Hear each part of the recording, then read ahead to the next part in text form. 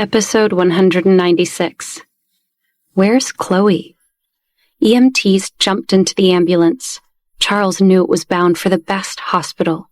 The image of him and Miranda as husband and wife was quite familiar in the eyes of the people of Los Angeles, but the pregnant woman he was with was definitely not his wife or his daughter. Everyone was now talking about how Charles Kingston, patriarch of the Kingston family, had cheated on his wife and gotten his mistress Sylvia pregnant. The medic crew did not have the habit of asking about people's private matters. They only saw these rich people wreaking havoc. When Hollywood life imitated its art, Los Angeles naturally could not help but roll its eyes. Miranda, who had been strong for most of her life, knew that trying to preserve both her marriage and the family's image right now was preposterous. After all, images and videos of her cheating husband were already flooding the internet. Everyone already knew what had happened, and there was nothing Miranda could do to hide the existence of her husband's pregnant lover. This pregnant woman was quite pitiful. Sylvia, in order to secure her place in the Kingston family, had willingly participated in today's plan against Violet. She was faking her loud moans and screams. She knew the EMTs would find her vitals all over the place because of the medicine that Chloe gave her. She had a bit of an elevated heart rate, was sweating profusely, and was slightly in pain. However, she was over-exaggerating to get all the attention. She will not be held accountable for fake labor pains, as her reports will show otherwise. She will be back to normal in a matter of hours. Charles will be relieved, and Sylvia will be ecstatic, as now all of LA knew of her existence, including Charles's wife, Miranda. Sylvia still couldn't believe that Chloe had been the one to enlist her help today. Chloe had needed a distraction big enough to draw the attention of an entire hotel, so she'd recruited Sylvia to be that distraction. Chloe had said that no one would ignore a pregnant woman in labor, and she'd been right. Sylvia knew that when Chloe had discovered her father's affair, she hadn't told Miranda. Chloe had told Sylvia her parents were both unhappy, and by Sylvia playing her part in Chloe's plot against Violet, her parents would be forced to examine the state of their marriage. Chloe had told Sylvia that her parents would be secretly relieved once the news was out. She just wanted her parents to be happy. Sylvia had wondered if she should trust Chloe, but after seeing the tears in Chloe's eyes, she had believed her and agreed to play her part in Chloe's plan today. Of course, Sylvia didn't know that Chloe was a much better actress than her famous sister, and she had flat out lied to Sylvia. Sylvia didn't know that Chloe had no intention of ever sharing her inheritance with her father's bastard. Today, Chloe's plan was to take out Violet, as well as Sylvia's unborn child. The medicine that Chloe asked Sylvia to take was a sure-shot solution to get her unborn child out of the way. Sylvia was naive enough to believe Chloe's words when she was convinced that by taking this medicine, the reports will show her vitals all over the place. However, she and her baby would be safe and sound. Little did she know that by taking this, she was not only putting her unborn child in danger, but also herself. Sylvia remained ignorant of all of this. She thought it odd that Chloe hadn't shown her face during all the chaos. Sylvia had seen Miranda and Charles's other daughter Elizabeth in the crowd surrounding them, but no Chloe. Sylvia had assumed Chloe would want to see the action go down for herself. Odd. A sudden pain around her abdomen region snapped Sylvia from her thoughts. She let out a loud moan and was breathing heavily, gasping for breath. This was not supposed to be happening, she thought in panic, as the ambulance rushed her to the hospital, lights flashing and sirens blaring. Elizabeth refused to look for Logan right now, which made Miranda furious. This was the first time she had lost her temper because of her youngest daughter.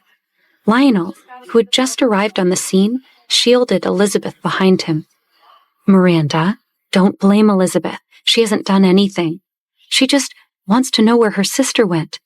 I have also been looking for Chloe. I haven't seen her in a long time, Lionel told her. Logan. Always Logan. When Lionel heard that man's name, he was always instantly annoyed. Agnes had announced the background of the twins a short time ago. Only then did Lionel realize that the man with Violet 4 years ago was actually Logan. Did Chloe know that Elizabeth knew? Lionel didn't have the time to think about all these things. He was afraid that the Alexander family would take advantage of the situation to facilitate a marriage between Violet and Logan.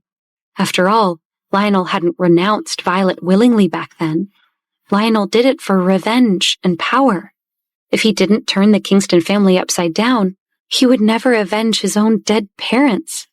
As long as he could get payback, Lionel could even give up his childhood sweetheart. But now that Violet had returned, Lionel felt perhaps it was divine intervention. This woman might still be his in the end. He recalled the engagement that Noah had mentioned earlier. As long as he could prove that he was the subject of the engagement, then the Kingston group and Violet would belong to him. He would hold both in the palm of his hand and live for himself. This was something that Lionel had dreamed about. Presently, though, in order to solve the problem between him and Chloe, Elizabeth might be a very useful helper. I will go and find Chloe. Elizabeth, do you want to rest or come with me? Lionel gently held Elizabeth's arm and looked into her eyes with affection. Elizabeth had rarely given much thought to her future brother-in-law. Now Elizabeth noticed for the first time that Lionel was unexpectedly handsome, refined, and reliable. I will come with you, Elizabeth nodded. She did not dare stay by Miranda's side once Charles left in the ambulance with his lover. The news of him holding his mistress and having a love child would spread like wildfire. Even if Miranda wanted to stop it, there was nothing she could do. This was the first time since becoming a Kingston that Miranda had to swallow a bitter old pill. It was also the first time that she felt a trace of fear since Violet had returned to Los Angeles. She did not expect that even Charles, who was usually cowardly and pliable, would dare to contradict her. How could he be so ruthless? Was this because he knew his wife's way of doing things? Had it been Violet who went all out to expose the truth about Charles so that Miranda wouldn't be able to make a move? Or had that shameless mistress acted alone? Actually, even if Miranda racked her brain, she still could not think of who came up with today's plan. Miranda seemed to have suffered a secret loss because of this pregnant woman. Suddenly, loud screaming came from down the hall. Lionel heard a woman's heart-wrenching cry. Something bad had happened. Lionel hesitated for a moment before a woman ran up behind him and shouted, "Excuse me, excuse me." Then she started down the hall with the hotel's security guards. Lionel saw it was Haley. "What's going on?" Lionel yelled to her. "I heard that there's been an attack on a woman. We need to help her." Haley called back to him over her shoulder. Haley had heard the news spreading through the hotel. As for what had actually happened, and to whom, Haley didn't know anything else yet. Elizabeth wondered if Violet had not reappeared downstairs earlier, and if it would have been her cries that they now all heard. In Elizabeth's heart, Chloe was becoming less and less useful. To her, Chloe was, in the end, just a tactician who helped her plan. Moreover, recently her sister seemed to have failed more than she succeeded. Only Miranda still seemed to find Chloe useful. Elizabeth looked at Lionel again. What did he think of Chloe and her schemes, she wondered. Elizabeth looked up at Lionel. Why had Elizabeth never noticed how tall he was, or how wide Lionel's shoulders were? Elizabeth had never felt that Lionel liked Chloe very much. Except with Logan, Elizabeth never doubted her attractiveness to the opposite sex. She moved closer to Lionel and pretended to shiver at what Haley had told them about a woman being attacked. When her cheek brushed against Lionel's arm, he flinched. Seemingly dazed for a moment, Lionel looked down at Elizabeth, and then, snapping out of it, hurried down the hall after Haley. Interesting, Elizabeth thought. She smiled to herself, and then quickly hurried after Lionel to see what had happened.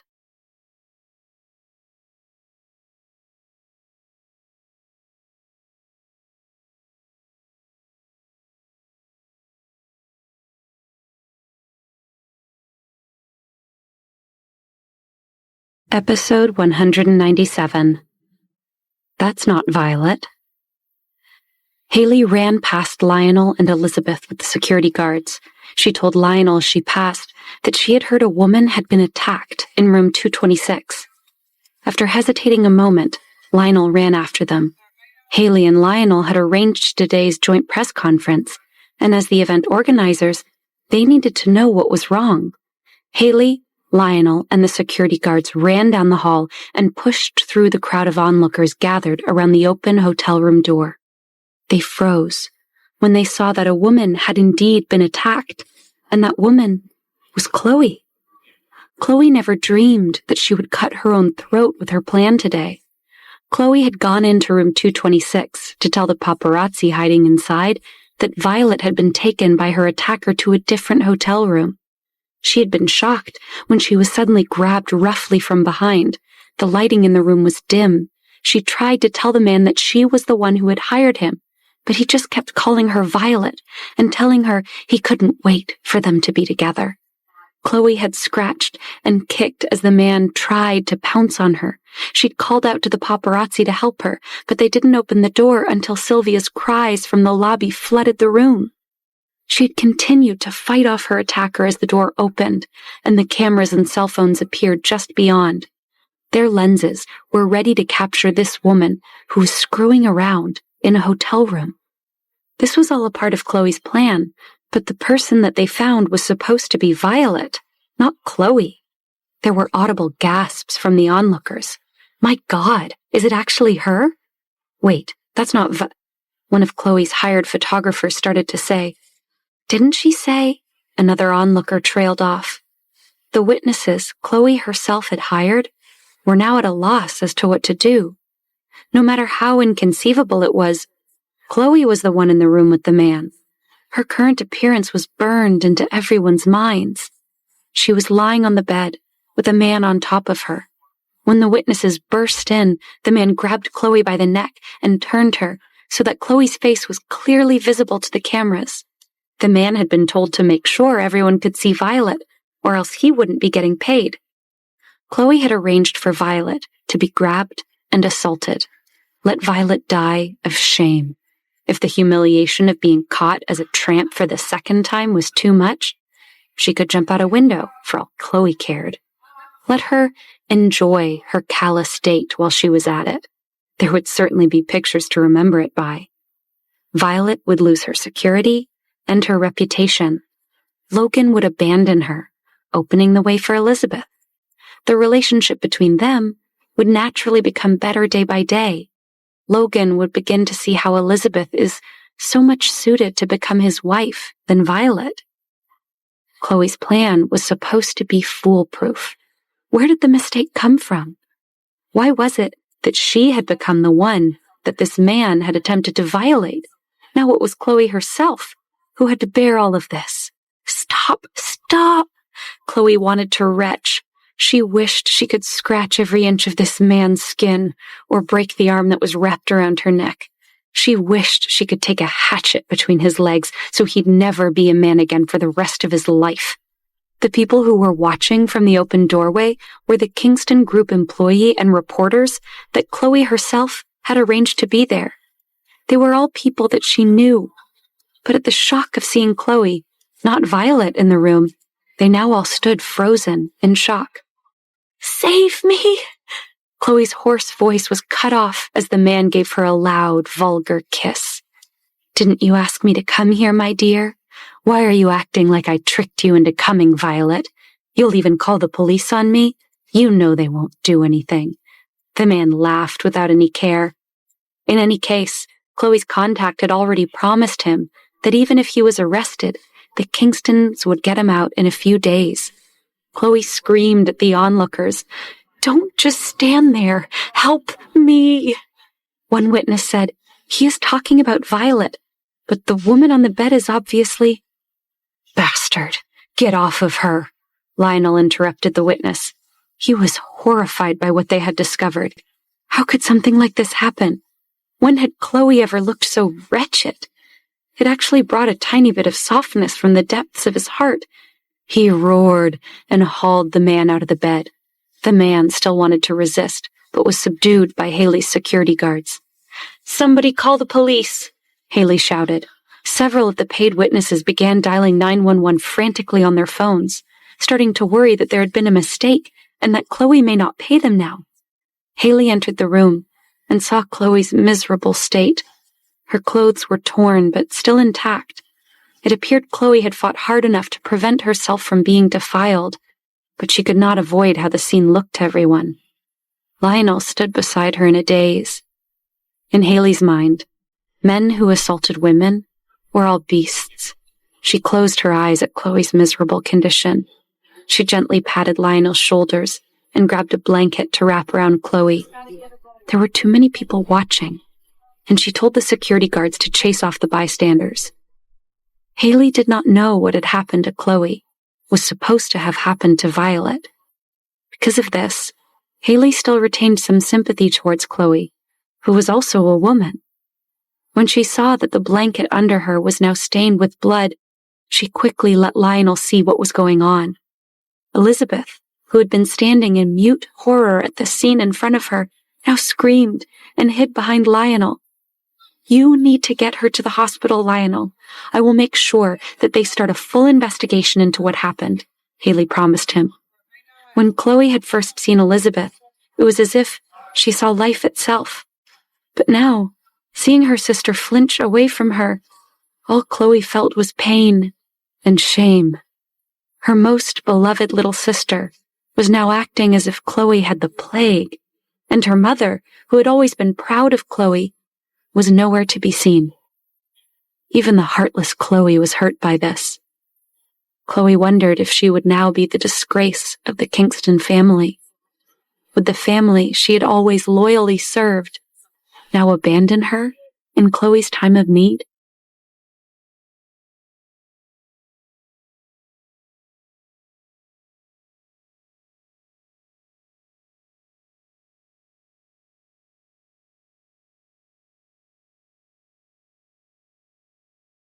Episode 198. Violet did this. Haley, as a woman, felt terrible for Chloe. Whatever Chloe had done in the past, no woman ever deserved what had happened to her today. Chloe had nearly been assaulted, and now she was bleeding and might have a miscarriage. Haley sincerely hoped that nothing happened to her baby. Hotel security had taken that awful man away. He was being held in their security offices until the police arrived. Lionel had just left the room to check on the ambulance. Haley sat with Chloe while they waited for the ambulance. She wondered if Chloe was in shock. She seemed to not know what was going on. Chloe had seemed uneasy about the brute being taken away. She had stared at Elizabeth and kept blinking at her as if to send her a message. Chloe was acting oddly, but given that she had just been attacked, Haley didn't feel it was her place to judge. What woman would know how to react under such circumstances? Lionel returned, complaining that the ambulance was supposed to be on its way but hadn't arrived yet. He looked at Chloe's current state, and Lionel's stomach churned. Was this still the Chloe he knew?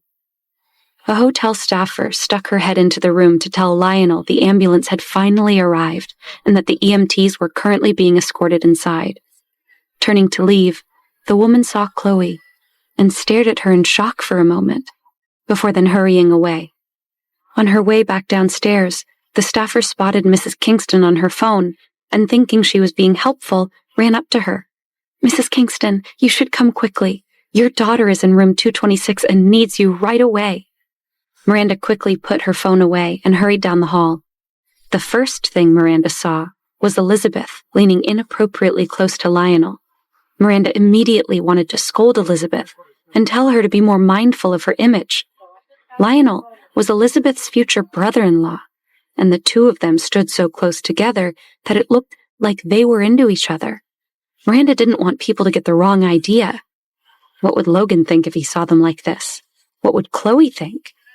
Only then did Miranda see Chloe sitting on the bed, wrapped in a bloody blanket. "Chloe! Oh my God! What happened to you? I've been trying to call you. Where did you go? We couldn't find you." Miranda was staring in shock at her daughter's appearance. "Mom," Chloe called out pitifully to her mother. Then with a full cry of pain and resentment, she cried, "Violet did this. I know it. It must have been her." Violet? Miranda's face was full of acrimony. She should have known Chloe's condition had something to do with that slut. "Chloe, tell me exactly what is going on. Tell me what has happened to you, and I will fix it. Who does Violet think she is to dare to treat you like this?" Miranda gritted her teeth. Her hatred towards Violet had long surpassed her concern for her daughter. She didn't even care about the blood on the blanket surrounding Chloe's body. Haley had left the room for a moment to check that security had cordoned off the hallway for the EMT's arrival. She had just returned to sit with Chloe when she heard Miranda slander Violet. Haley was shocked. Mother and daughter seemed only to be concerned with implicating Violet right now. Neither seemed to have grasped what the blood coming from Chloe meant. "Miss Kingston, I know you are distraught, but this is not the time to be pointing fingers. While I know Violet is innocent of whatever role you think she has played in your attack today, your cousin should not be your concern right now. You should be caring about the child in your womb. I haven't given birth myself, but given the trauma you have suffered and all the blood, there is a good chance that these are signs of a possible miscarriage," Haley stated. The word miscarriage got through to Chloe, and she stared at Haley in shocked disbelief. Back in England, Haley had learned a lot about pregnancy in order to take care of the pregnant Violet. She hadn't forgotten what she'd read. Chloe's face was pale, and the blood kept flowing. She needed to get to a hospital right away and stop worrying about rumors and slandering her cousin. Before Lionel could do anything, Chloe's face paled further, and she realized the bleeding wouldn't stop. She struggled to get Miranda to rush her to a hospital. At the same time, Chloe stared fiercely at Haley. Miranda walked over to Haley and slapped her. But Haley was not Violet, who had a gentle nature. Haley was hot-tempered, and with a push, she knocked Miranda back. The sound of her high heels clicking on the tile floor made it sound like she was mocking the older woman for overestimating herself. "Mrs. Kingston, your attention is misplaced," Haley glared at her. "Versus attacking me, you should be concerned about your daughter. I know all that you have learned today must be deeply upsetting, but don't take your anger out on me. Clearly, after tending to Chloe, you need to find the time to have a long talk with that husband of yours." "You're just trying to distract us. You must have helped Violet set me up," Chloe yelled at Haley. Chloe didn't like hearing the truth of what Haley was saying, so she took it out on her. Was there something really wrong with her baby? And why would Haley mention her father? While she was being attacked, what exactly had happened outside? Why was Miranda's hair so messy that it seemed like she had suddenly aged 10 years? What kind of great value do you believe you have that you deserve to be set up, Chloe? Why would we do that? I think you should stop worrying about us and start protecting your unborn child. Otherwise, even your fiancé might not be yours. With that statement, Haley looked at Chloe. Then she purposefully glanced over to where Elizabeth stood, tightly gripping Lionel's arm. Then Haley looked back at Chloe with raised eyebrows. Haley saw how Elizabeth was clinging to Lionel, and Chloe and Miranda naturally saw it too. But Elizabeth was Chloe's little sister, and Chloe did not feel anything. She didn't think Elizabeth would ever betray her. Instead, she thought that Haley was trying to sow discord between them. "I guess it's not surprising that you are Violet's best friend. You two are both cruel and heartless," Elizabeth said in her haughtiest tone to Haley. Then turning to her mother and Chloe, Elizabeth added, "We don't have to listen to this woman's nonsense. When I tell Logan, he will help us teach this woman a lesson." Perhaps, Elizabeth thought, Logan would even take his anger out on Violet because of Haley's words. After all, having such a friend meant that Violet was not a gentle and innocent woman. She was just a liar. Miranda straightened her blazer and glared at Haley, but she knew that what this woman said was true. Miranda must now clarify everything that had happened today, especially what was going on with Charles and his pregnant mistress. Who exactly was this woman, and why was she at the press conference? Miranda did not have the energy to care about Chloe. She spoke a few words to assure Elizabeth and Chloe that everything would be fine.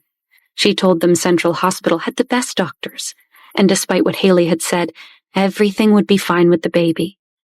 After receiving Miranda's assurance, Chloe's mood stabilized a little, and Miranda took the opportunity to leave. Miranda said that she had something to do. When she passed by Haley on the way out, Miranda sneered. She then leaned in closer and told Haley in a low voice that could only be described as sinister, "Until we meet again." Then Miranda swept through the doorway and disappeared in the blink of an eye. Haley was shocked by Miranda's behavior. She wouldn't have been surprised if Miranda had hopped on her broom and cackled on the way out. "With a mother like that, I guess it shouldn't surprise me that you act like you do, Chloe. You're bleeding, and that witch didn't even care. I really don't know if I should hate you or pity you, if that's the woman who raised you." Haley shook her head, still in disbelief at Miranda's callousness. Fortunately, the EMTs arrived at that moment. They quickly attached a monitor to Chloe, then lifted her onto the stretcher. As she watched them prepare to leave, Haley was grateful that her part in today's drama was almost over. Chloe's reputation was a hot mess. It would be up to Miranda and the rest of her crazy family to sort all this out now. Haley was relieved that no matter what, it would be impossible to frame Violet for what had happened in room 226. There was plenty of evidence that could prove that Violet was not present for the attack. Haley stood at the back of the room as the paramedics wheeled Chloe out, Lionel and Elizabeth trailing behind. Before Elizabeth left, she looked back at Haley and thanked her with a fake-looking smile. Elizabeth then asked Haley where the man who attacked Chloe had been taken and what was going to happen to him. Elizabeth had seen Chloe's nervous eyes darting between her and the man who had attacked her. Elizabeth had known immediately what her sister was trying to tell her. Chloe might as well have spoken the words aloud. Make sure he doesn't talk.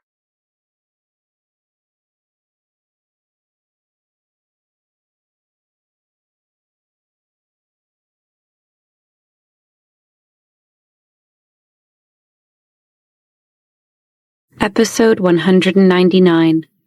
Elizabeth worries about Elizabeth.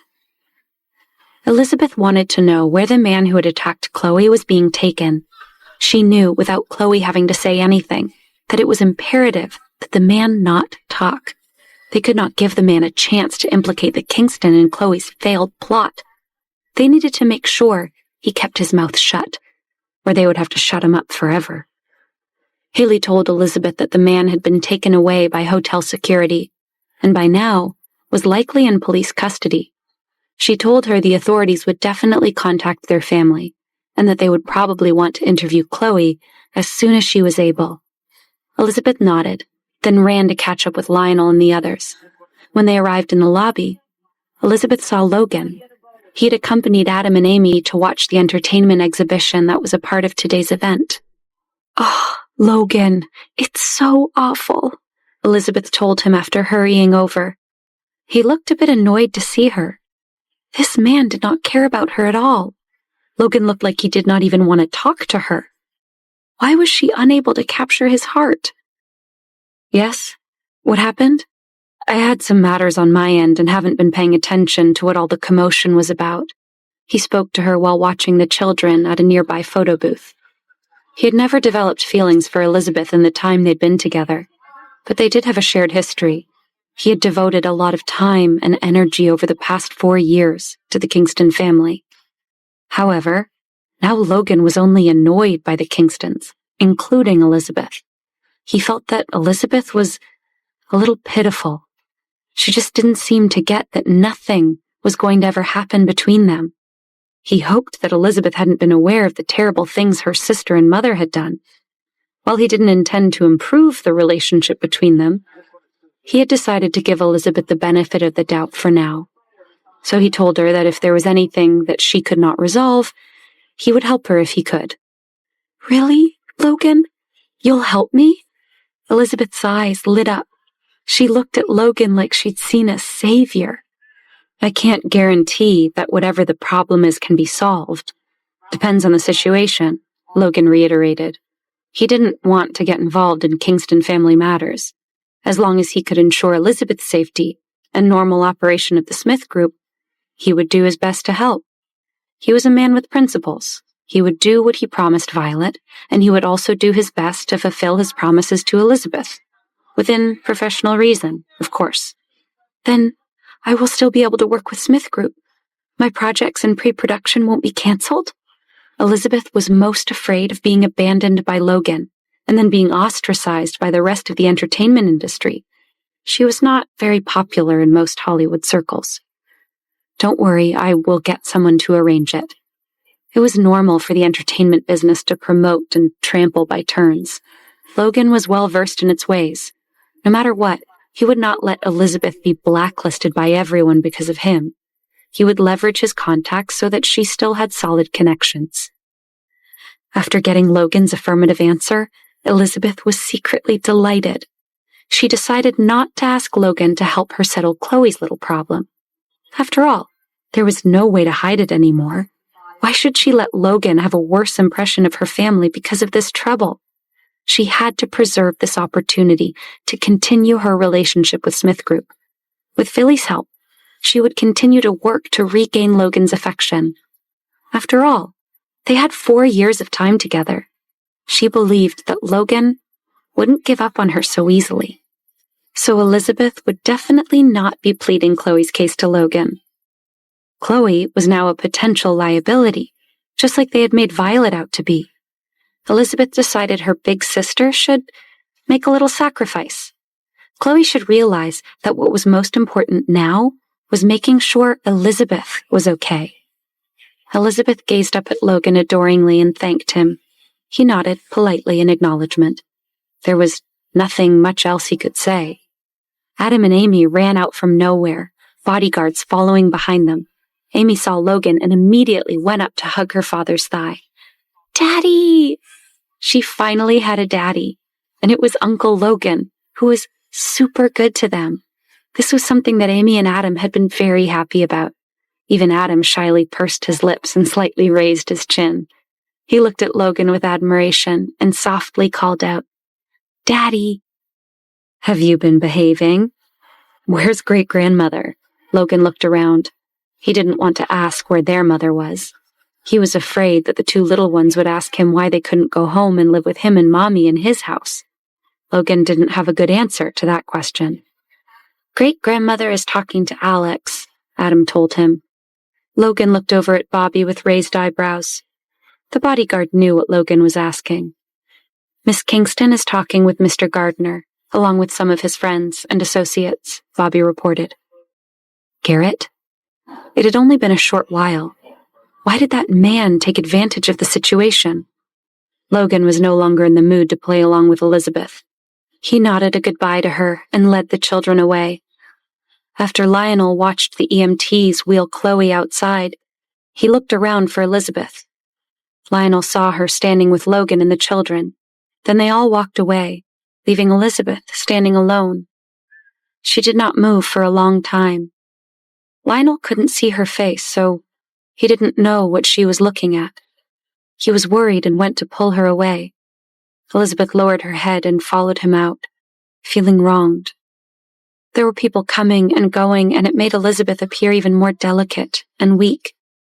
Today, there was no assistant following her, and Miranda did not have time to care about her. Chloe, who was usually inseparable from her, was currently lying on the ambulance stretcher. Chloe's face had grown paler, and her tears flowed as she begged the medics to protect her child. Elizabeth had never felt so miserable before. Chloe's plan had failed. Elizabeth swore that she would never believe a single word out of Chloe's mouth ever again. "Elizabeth, hurry up and come with me to the hospital." Lionel held Elizabeth's wrist tightly. Elizabeth, still troubled, felt waves of warmth from being held firmly by Lionel.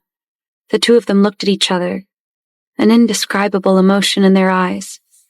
They got to the driveway and stood close together. Luckily, Chloe was being loaded into the ambulance. Otherwise, with her current physical condition, She would probably be so angry that she would faint. Or maybe not, because she also trusted Lionel and Elizabeth too much. Before the ambulance took off, they had one more moment with Chloe.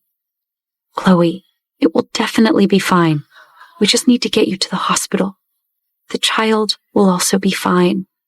Lionel comforted Chloe, but Chloe's emotions were about to collapse.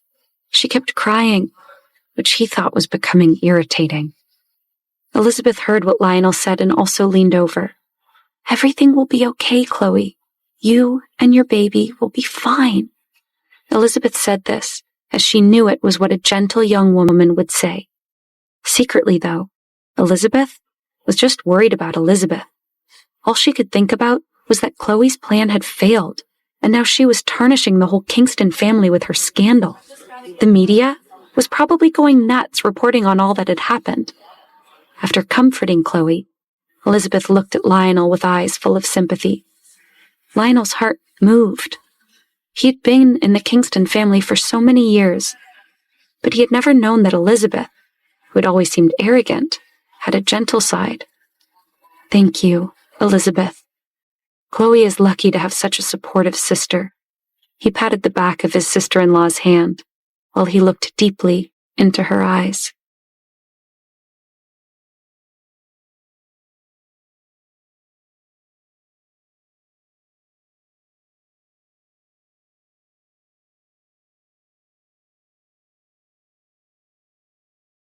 Episode 200. All Grown Up. Lionel touched Elizabeth's hand and thanked her for comforting Chloe as the ambulance carrying her sister took off to the hospital in a blur of lights and sirens. Elizabeth smiled shyly at him, then lowered her head as if embarrassed.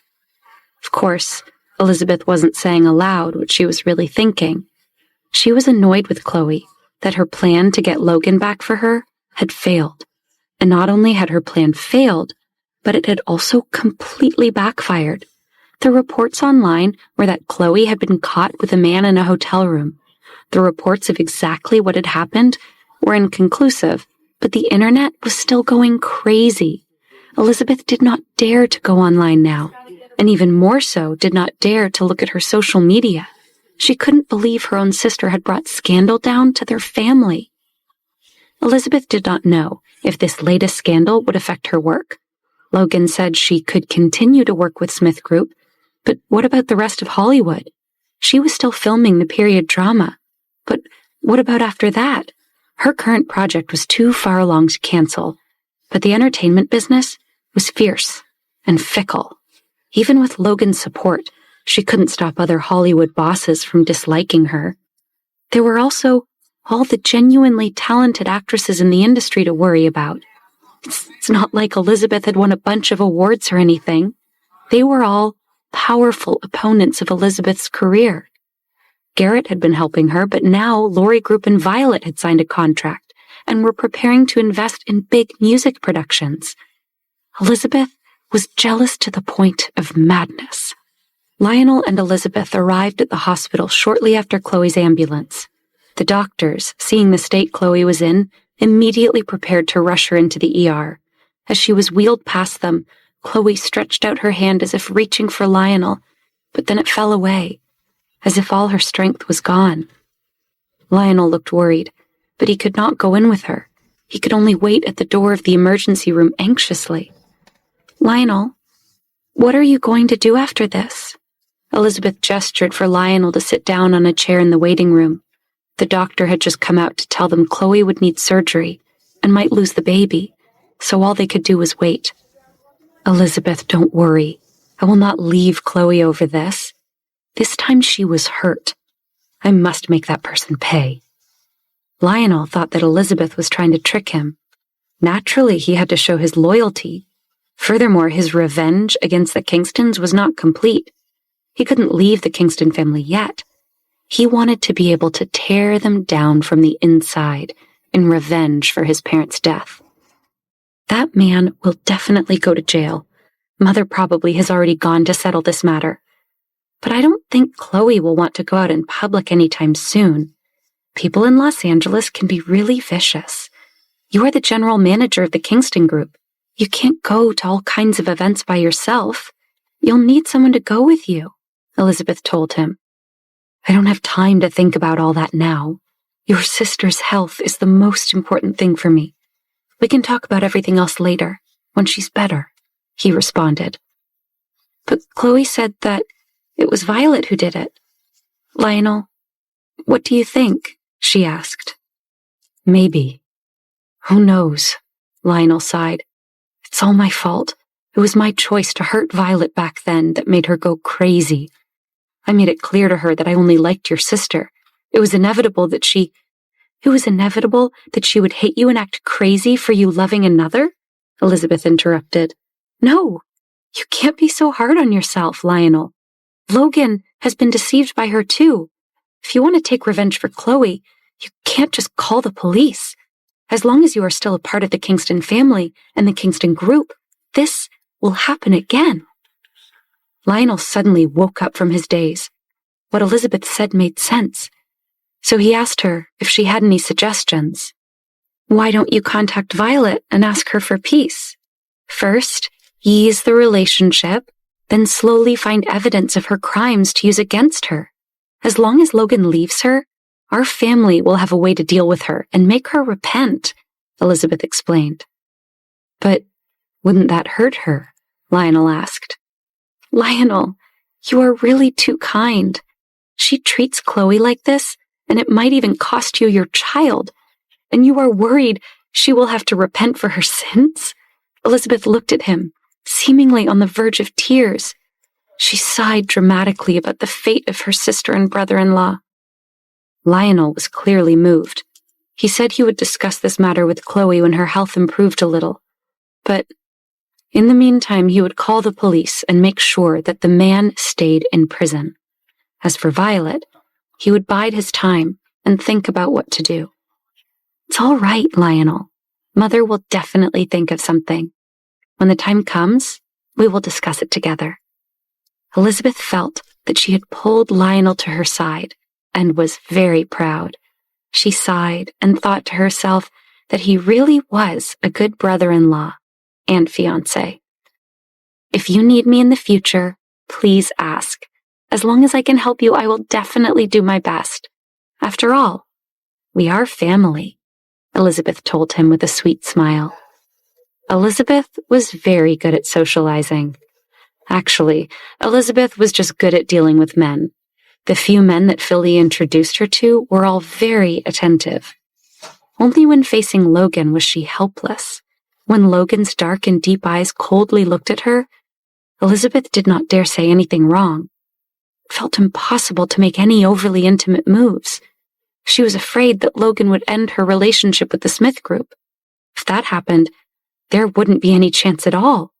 She would have lost Logan and her career. You have really grown up. Lionel looked at Elizabeth and forced a smile. What? Lionel, you have just now noticed that I'm no longer a child, but a woman? Elizabeth pouted and batted her eyelashes at him. Yes, you are definitely now a woman. It's unbelievable that Logan doesn't know how to cherish you. Otherwise, he should have gotten engaged to you a long time ago. You guys have been together for 4 years, said Lionel. Forget it. It's not even Violet's fault. She came back to Los Angeles alone, with no one to rely on. It's normal for her to want to get involved with Logan, Elizabeth said, pretending to be understanding. What's normal about that? That's not normal at all. The Alexander family doesn't even allow Violet into their home. It's like she's just Logan's toy. Logan smiled bitterly. Why would she put up with that? She should return to the Kingston family and live in an honest and upstanding manner. But Violet doesn't understand. We only have good intentions. Elizabeth's eyes sparkled, like deep pools of emotion. Seeing them made Lionel's mouth and tongue go dry. He covered it up by coughing. Then he gently moved a little further away from his future sister-in-law. Yes, Elizabeth was indeed all grown up, Lionel thought. Elizabeth saw all this. She knew Lionel was reacting to her and became even more confident in her charms. Elizabeth looked up at Lionel, her face so sweet and innocent, and she asked, "Does that mean you think Violet and Logan's relationship won't last?"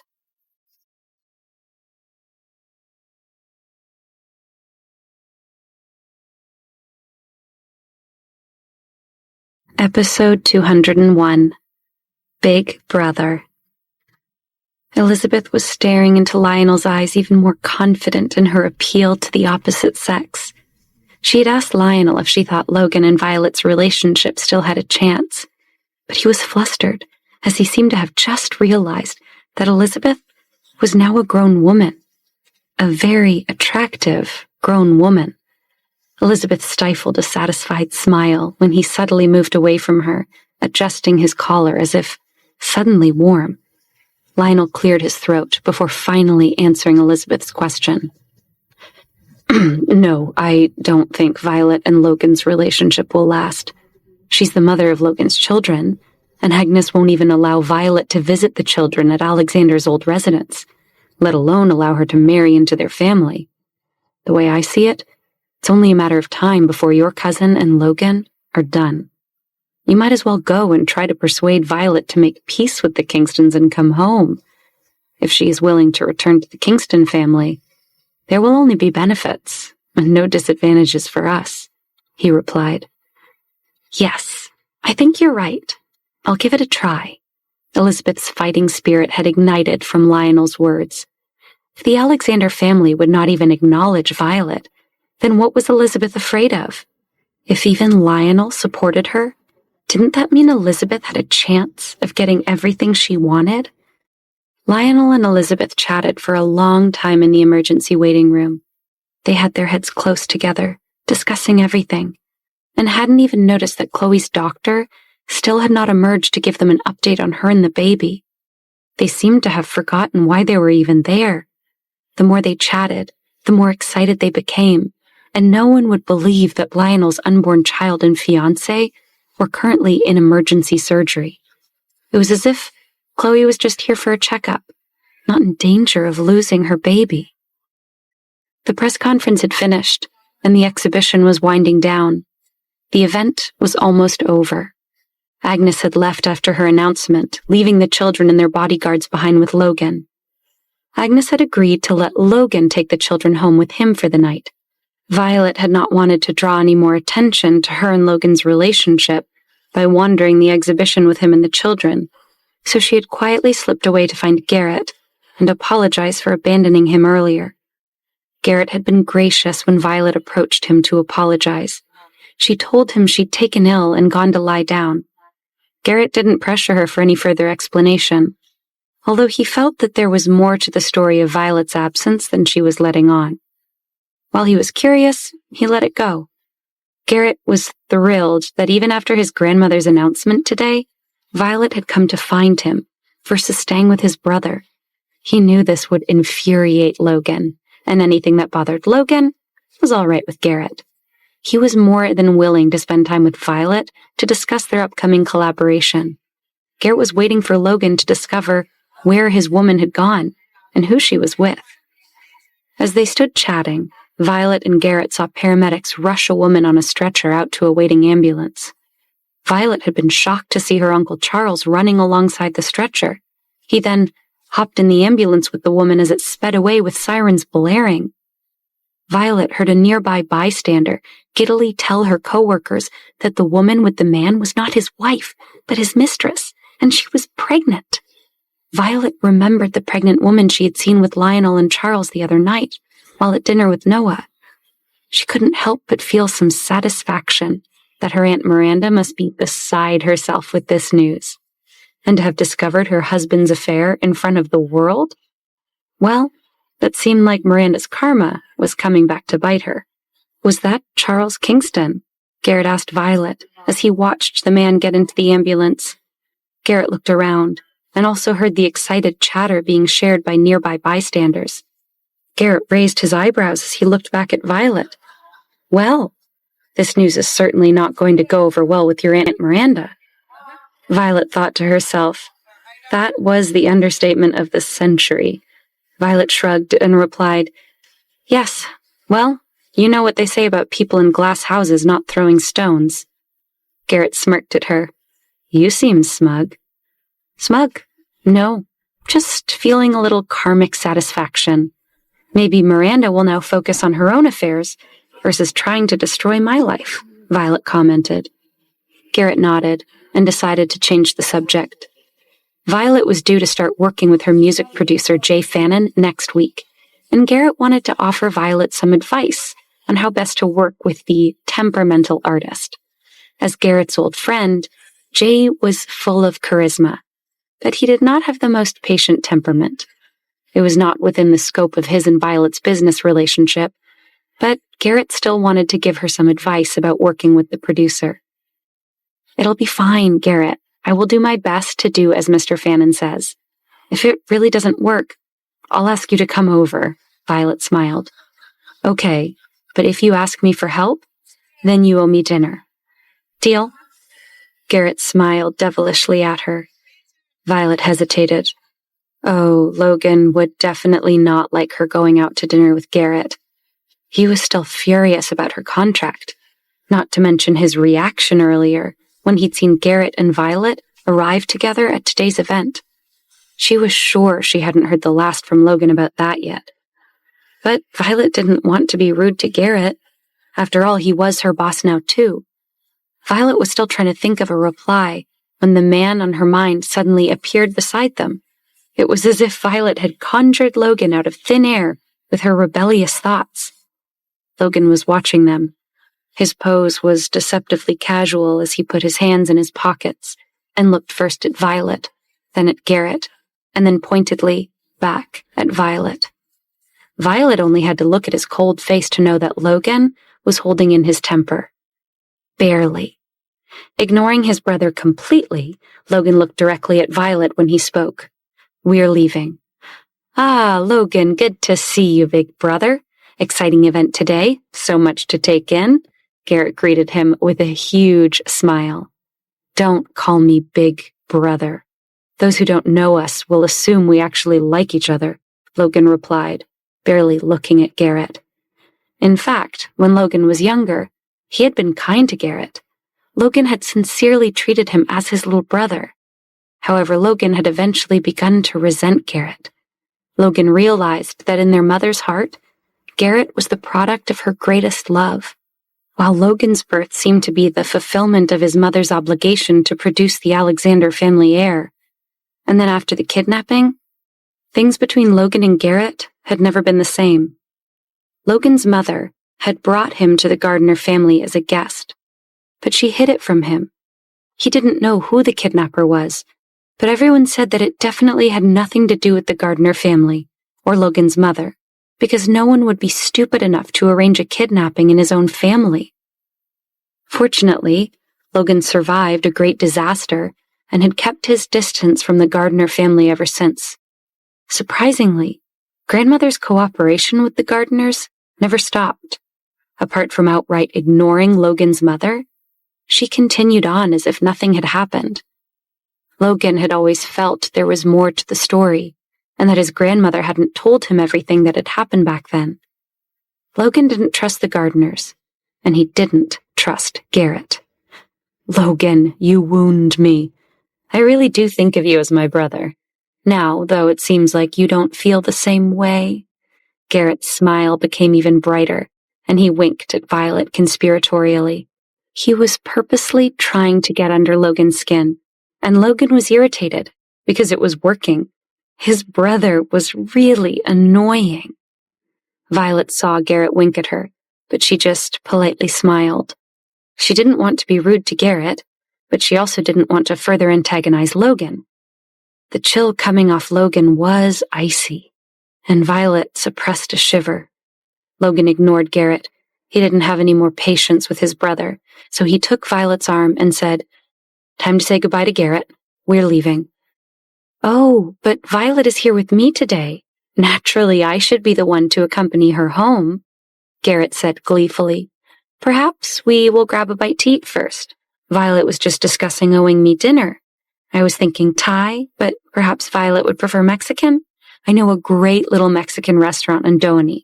best margaritas in LA. What do you think? Garrett raised his brows and looked at Violet expectantly. Oh boy, Violet thought. The chill coming off Logan had turned into a furious blaze. If she didn't separate the two of them ASAP, she feared the brothers would come to blows.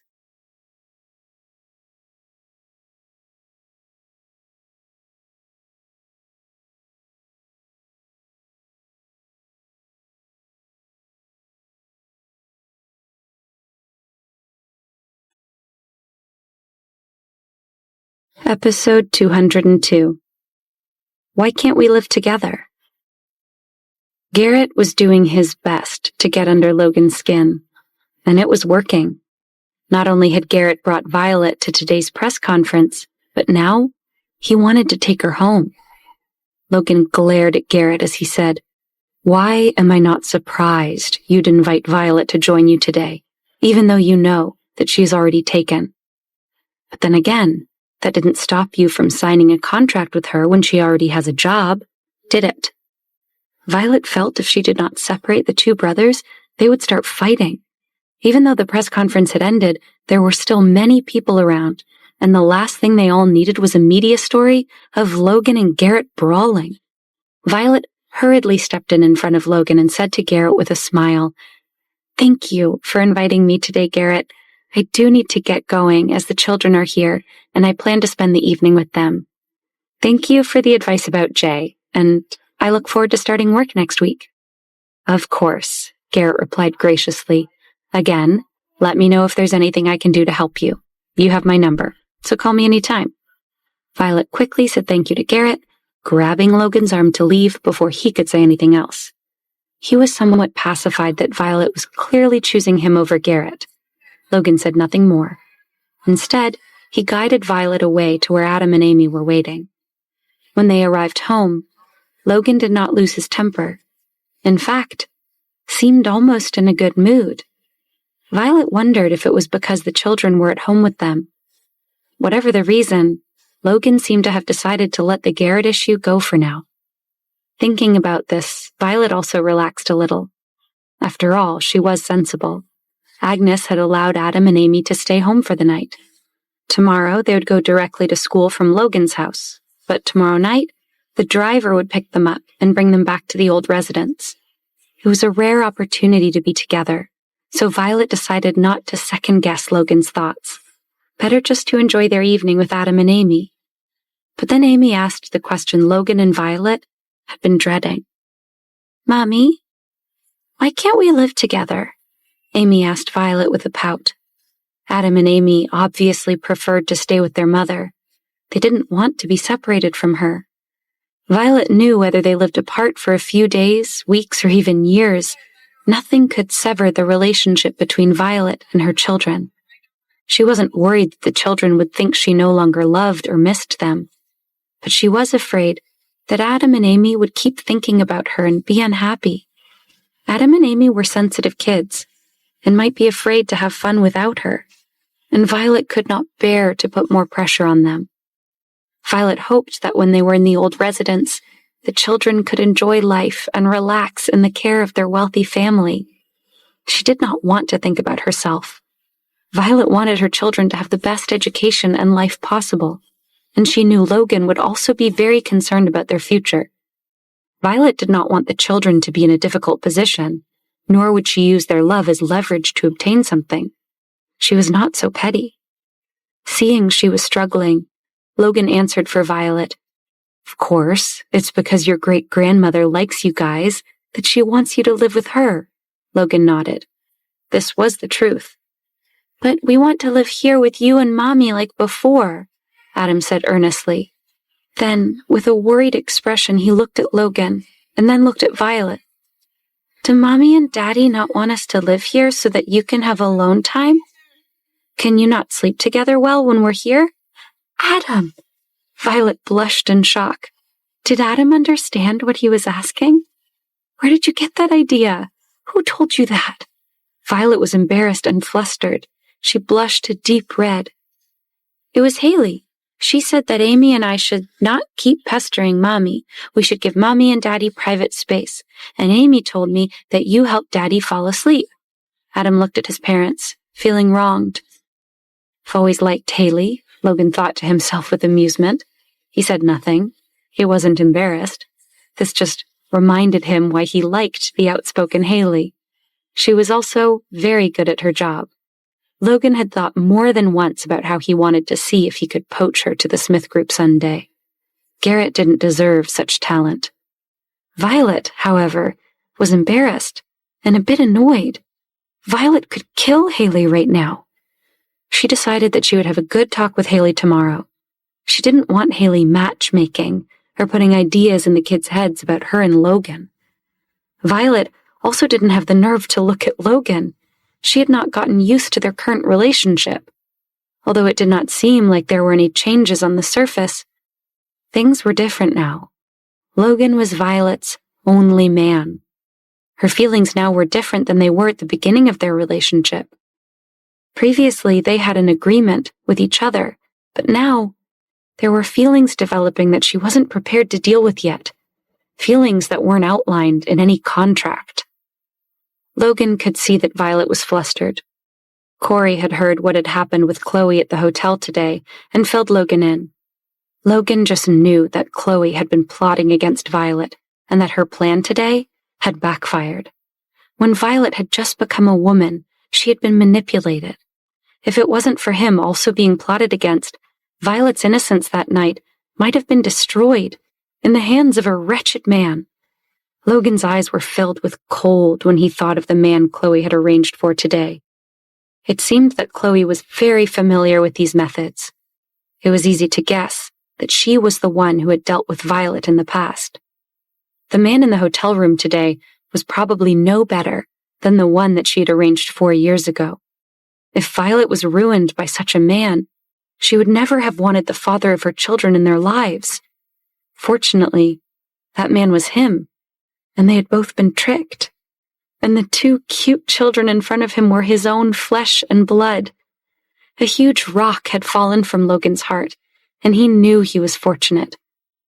It was rare for him to feel relaxed. While Logan would like to have had the children live at his house as well, he knew the current situation wouldn't allow it. He followed Violet's lead as they tried to coax Adam and Amy to go back to the old house to spend time with their great-grandmother. "But I came from Mommy and Daddy. We are a family. Shouldn't we be together every day?" Although Adam did not have Amy's cute acting, he was very smart and immediately grasped the crux of the problem. Adam is right, but because of your special importance, great-grandmother needs to nurture you as well. Not only do you need to go to school, but you also need to learn a lot of things that can't be learned in school, Logan explained. "But we can also learn at home. Mommy can teach us, and then we can see her." The children had clearly come to regard Logan's home as their own home. Then, wouldn't Mommy be very tired? Not only does she have to work every day, but she would also have to teach you and manage Daddy's house. Mommy would be very tired, and you don't want her to have to work so hard, do you? Logan tried to convince them. Adam and Amy were sweet children. Thinking about how they would tire Violet out, they were a little hesitant. They didn't want Mommy to have to work too hard, but they missed her. Violet didn't want to offend the Alexander family, and Logan knew he still had to figure out what to do about his grandmother, so the parents presented a united front as they gently tried to convince the children together.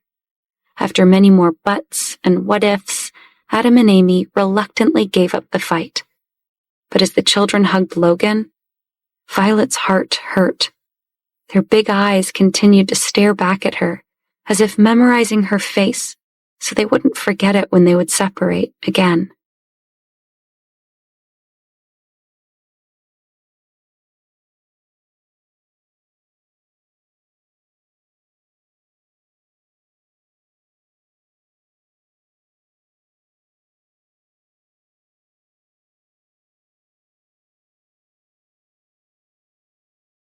Episode 203.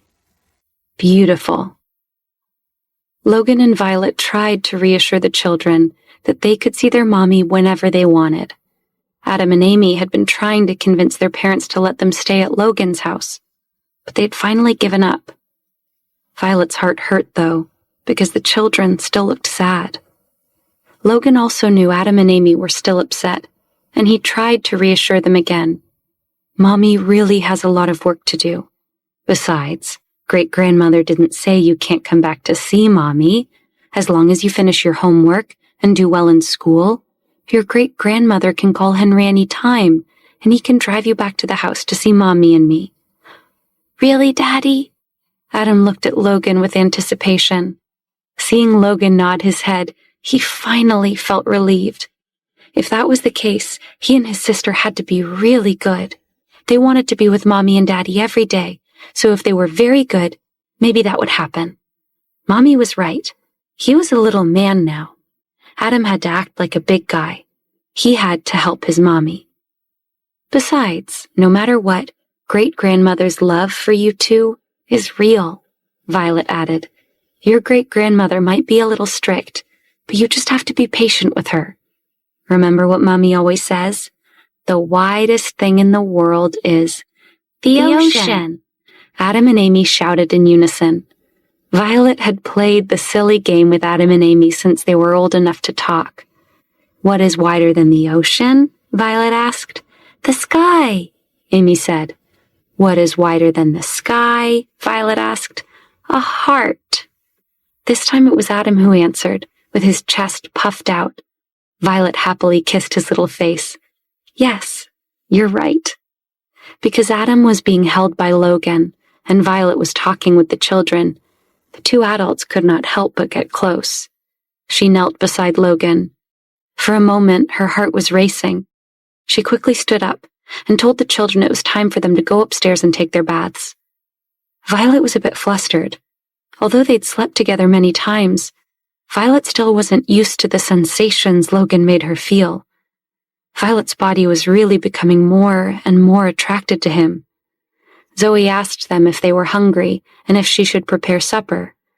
Violet was not hungry, and Logan's mind was not there, so she only prepared milk for the two children. After they drank it, Violet took them upstairs and asked Lee to help them take a bath. It was already past 11 o'clock when the children finished drying their hair and climbed into bed.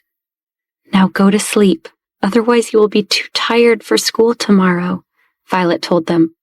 Mommy, aren't you going to sleep with us? Amy hugged Violet tightly and did not want to let her go. Amy thought the smell on Mommy's body was very good. It was not bad to be with great-grandmother, but she was not as good as Mommy. Mommy is right here. I won't leave you. I will stay with you until you fall asleep. Violet stroked Amy's hair. Violet had been worried about being back in Los Angeles with the children, but things were turning out better for Adam and Amy than she ever could have hoped. She couldn't help but think her grandfather must be looking out for them. Adam and Amy would have made him so happy. Her mother and father would have adored the twins as well. The two children had not seen Violet for a few days and had trouble settling down to sleep. They seemed to have endless things to say and talk about with Violet. Today had been a big day for them. With everyone learning Uncle Logan was their daddy, they had many questions for Mommy, and Violet tried to answer them all as honestly as possible. Finally, Amy kept yawning, so Violet began to read them a story to lull them to sleep. Amy fell asleep almost immediately, but Adam took a little longer. He clutched Violet's hand until he eventually drifted off. Violet kissed the twins' forehead and gently tucked them under their blankets. Violet stood for a long time in their open bedroom doorway, watching them sleep, before finally quietly closing the door behind her. Violet knew she couldn't avoid the conversation she and Logan needed to have. They had to talk about the situation with the children. Thinking of how Logan's eyes had looked earlier, Violet knew that tonight she also wouldn't be able to avoid the lecture he was waiting to give her. She slowly walked to the door of Logan's room. She hesitated and did not want to go in. Violet was still standing outside his room when the door suddenly opened. Logan stood there wearing his bathrobe as if he had just gotten out of the shower. He raised his eyebrow at Violet as if asking her why she was just standing there, then stepped to the side so she could enter. Violet was feeling emotional and didn't dare look at him, and quickly lowered her head. Her eyes nervously stared at the tips of her toes. Actually, Violet wasn't just feeling emotional. She was feeling wronged. What mother did not want to be with her children every day? She wondered if she should negotiate with Logan or if that would only cause more problems. If the children were to learn she wasn't in full support of their staying with Agnes, they would likely make a big fuss, which would only make it harder on them. She didn't want to put Adam and Amy in that position, so she decided not to say anything. Instead, Violet schooled her features into a placid expression as she finally looked up at Logan. She was afraid of revealing her thoughts in front of Logan, but when she looked directly into Logan's heated eyes, she felt her feelings divide. If only the man wasn't so attractive. It made it hard to argue with him when he looked at Violet like he was doing now. Logan's body was not much worse than a supermodel's. His chiseled abs and the golden skin of his muscular chest peeking out at her through his bathroom robe made Violet's mouth go dry. And then there were his amber eyes. The man was really too beautiful for Violet's own good. Of course, it might be a little overboard to describe a man as beautiful. However, Violet felt that Logan deserved it. Looking at him, you would never know he had such an arrogant character and vicious tongue. Logan looked at Violet. "I think we need to talk." His voice was low and hoarse. When Logan's voice got like that, Violet had a hard time focusing on what words the man was actually saying. Her heart beat wildly. Talk? Why did they have to talk? Violet wondered. Talking would only lead to arguing. As Violet looked up at Logan in a daze, Logan thought, not for the first time, that she really was the most beautiful woman he had ever known. Violet's graceful yet curvy figure was the stuff of fantasies. Her eyes sparkled, and her creamy skin seemed to glow. Violet was like a proud and guileless swan, a mystical deer that had mistakenly left its sylvan world. It made men have the desire to plunder, possess, and control her. However, Logan thought that he would always have to worry that she would be taken away by others, and he would never be able to rest peacefully. He suddenly felt a little regretful for ever making Violet attend the Kingston family's banquet with him. At the time, Logan wanted to force Violet to admit their relationship to the world. He had wanted the attention so everyone would know that Violet was his woman. But announcing it had seemed to have the opposite effect. Rather than drive the men away, Logan's interest had only seemed to encourage other suitors, old and new. Currently, Logan cared the most about Garrett's attention to Violet. But Logan knew that now even the annoying Lionel was second-guessing his earlier choices. What a joke, Logan thought, like either man was worthy of Violet. In the end, though, Logan didn't regret outing his relationship with Violet so publicly. Logan had wanted everyone in Los Angeles to know Violet was his. And now everyone did. And if it meant Logan having to fend off a few wayward suitors from what was his, so be it.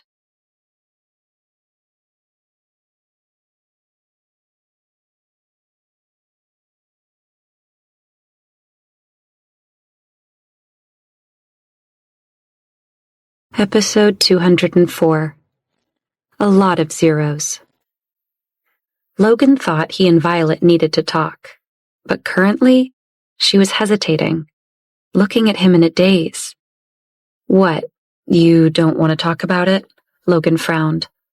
Violet seemed distracted, like her mind was on something else. No, I do. I will. Talk about it, I mean. Violet had been thrown when Logan had wanted to talk. Just talk. Violet had been expecting the same storm as their usual nights together. Usually talking was the last thing on the man's mind. Violet blushed.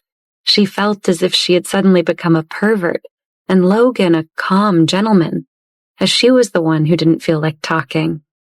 But Logan wanted to discuss something, so she had to bear with it. So Violet put on a very serious expression and stood opposite Logan. She almost picked up a notebook from the desk to record it. Logan found it funny when he saw Violet act like this. His woman was interesting. Sometimes she was steady, sometimes cute, and sometimes she was a little dazed. Her manner could change at any time. After being by her side for so long, Logan was actually surprised that Violet hadn't started to annoy him. Most everyone else did, but not her. She constantly gave him new experiences and kept him on his toes. Logan had felt for a while now that Violet was different. She was someone who could affect his emotions. He actually felt calmer when she was around. The office hadn't been the same since she had started staying at home. He didn't just miss her coffee. He missed her. Furthermore, Logan actually not only liked but admired Violet. She didn't want money or status. In her fight with the Kingstons, Violet only wanted what was rightfully hers, and to do right by her grandfather. She had never cared about being a Kingston, and now she didn't care about becoming an Alexander.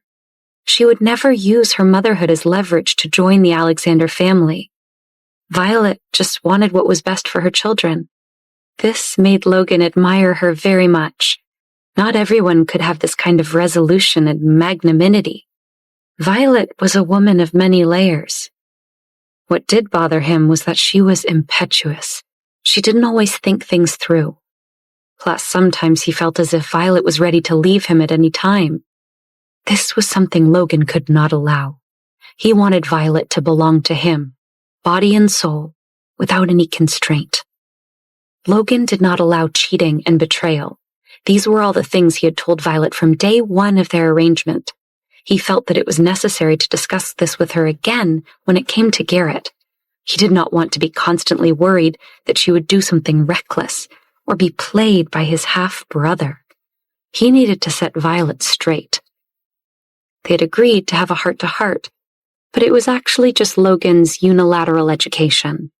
He began to tell Violet all the ways she was wrong and all the ways he was right, in detail. Violet nodded along like she was listening, but really she was struggling to stay awake. It had been a long day, and his lecture was making it feel even longer. She had long ago stopped paying attention. Logan had been pacing as he educated Violet. Suddenly he stopped and abruptly pulled Violet into his embrace. The woman's curves matched perfectly with his body. It was as if Violet had been born to be his other half. "I am talking about something important, and you're falling asleep. I have to think of a way to wake you up." Logan's lips curled up slightly. His eyes were burning hot.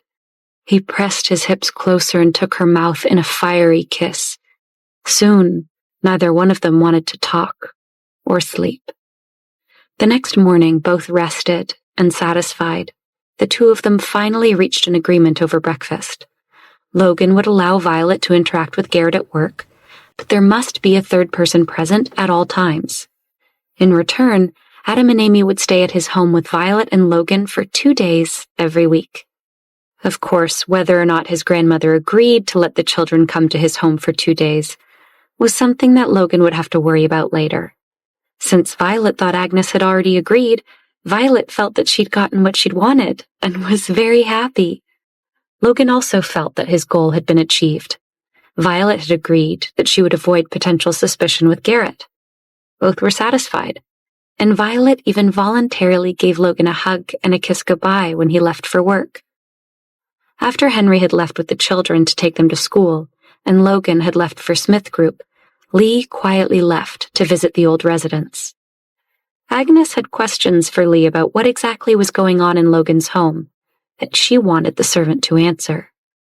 Agnes liked being in control, and she needed information to maintain the upper hand. Lee was her eyes and ears behind closed doors at Logan's house. Once seated with Lee and Alex in her study, Agnes began to immediately pepper the servant with questions. She wanted to know if Violet had said anything bad about her in front of the children. She also wanted to know whether Violet would provoke a battle between the children and their great-grandmother, because Violet was forbidden from entering the old residence. Agnes had her reasons for being ill at ease. There were many people who did bad things behind the scenes. Moreover, this Violet Kingston was not simple. She was not a brainless woman. Agnes was suspicious of Violet's motives and needed Lee to fill her in. "I've not heard her say anything bad about you, Mrs. Alexander. Actually, the opposite. I overheard Violet tell the children just yesterday that they should listen to you. I have not heard her plotting against you either. What's strange is I think this Violet is too calm. It's like she doesn't have any feelings," Lee said with a frown. "What do you mean by that?" Agnes asked, her interest piqued. "She's so serene," Lee explained. "I don't see her crying or making a scene. She usually stays in her room, as if she doesn't want to be a bother during the day. Violet rarely goes out, even though Mr. Alexander bought her a brand new car. I don't see her going out to shop or ordering anything. She seems to have no interest in your grandson's money. I don't see her going to the gym or seeing friends other than her lawyer and Ms. Haley St. James, and even when provoked by Mr. Alexander, she doesn't lose her temper. And then yesterday, when it was time for the children to leave for school and then the old residence, Miss Kingston seemed quite happy about it. Most mothers would have complained, but she actually didn't." Lee shook her head as she relayed these details, clearly disapproving of Violet's actions. Her children were taken in by the Alexander family, but their biological mother is kept at a distance. Yet Violet was not angry at all. "How is this possible? She never speaks her mind," Lee continued, clearly shocked by Violet's actions. It's like she has no feelings. She does not act like a normal woman." Lee clicked her tongue as she concluded her condemnation of Violet as a mother and a woman. "Thank you for telling me. Please continue to keep a close eye on Violet for me. Your loyalty to the Alexander family will be rewarded," Agnes told the servant. She then handed Lee the white envelope Alex had been holding. "Please continue to keep me informed." The check that Agnes had included in the envelope wasn't paltry. Lee had a lot of zeros in her hands. She felt a little guilty accepting it and tried to say no. Lee liked Mr. Alexander, and she felt a bit bad she was spying on his home. Still, it didn't take but a moment for Alex to convince Lee to accept the check. After all, Lee was no fool. That was a lot of zeros in her hands.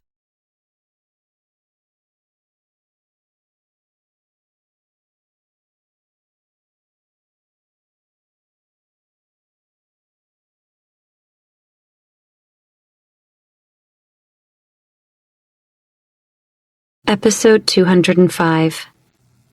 Engagement? Lee had lunch with Alex at the old residence. Afterward, she returned to Logan's home and discovered that the lawyer, Mr. Smith, and Ms. St. James had come to visit Violet. Lee warmly welcomed them.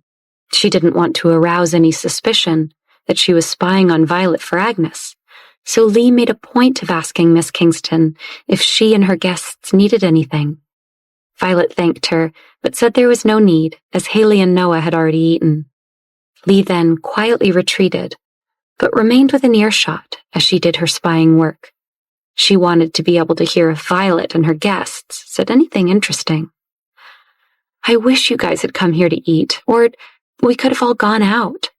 Violet wished she got to spend more time with Haley and Noah, but both of her friends were busy people. It made Violet feel very idle and useless. "Don't try to distract us with food. We came here to talk. I just found out that old Agnes is insisting that Adam and Amy live with her. Violet, how can you allow that?"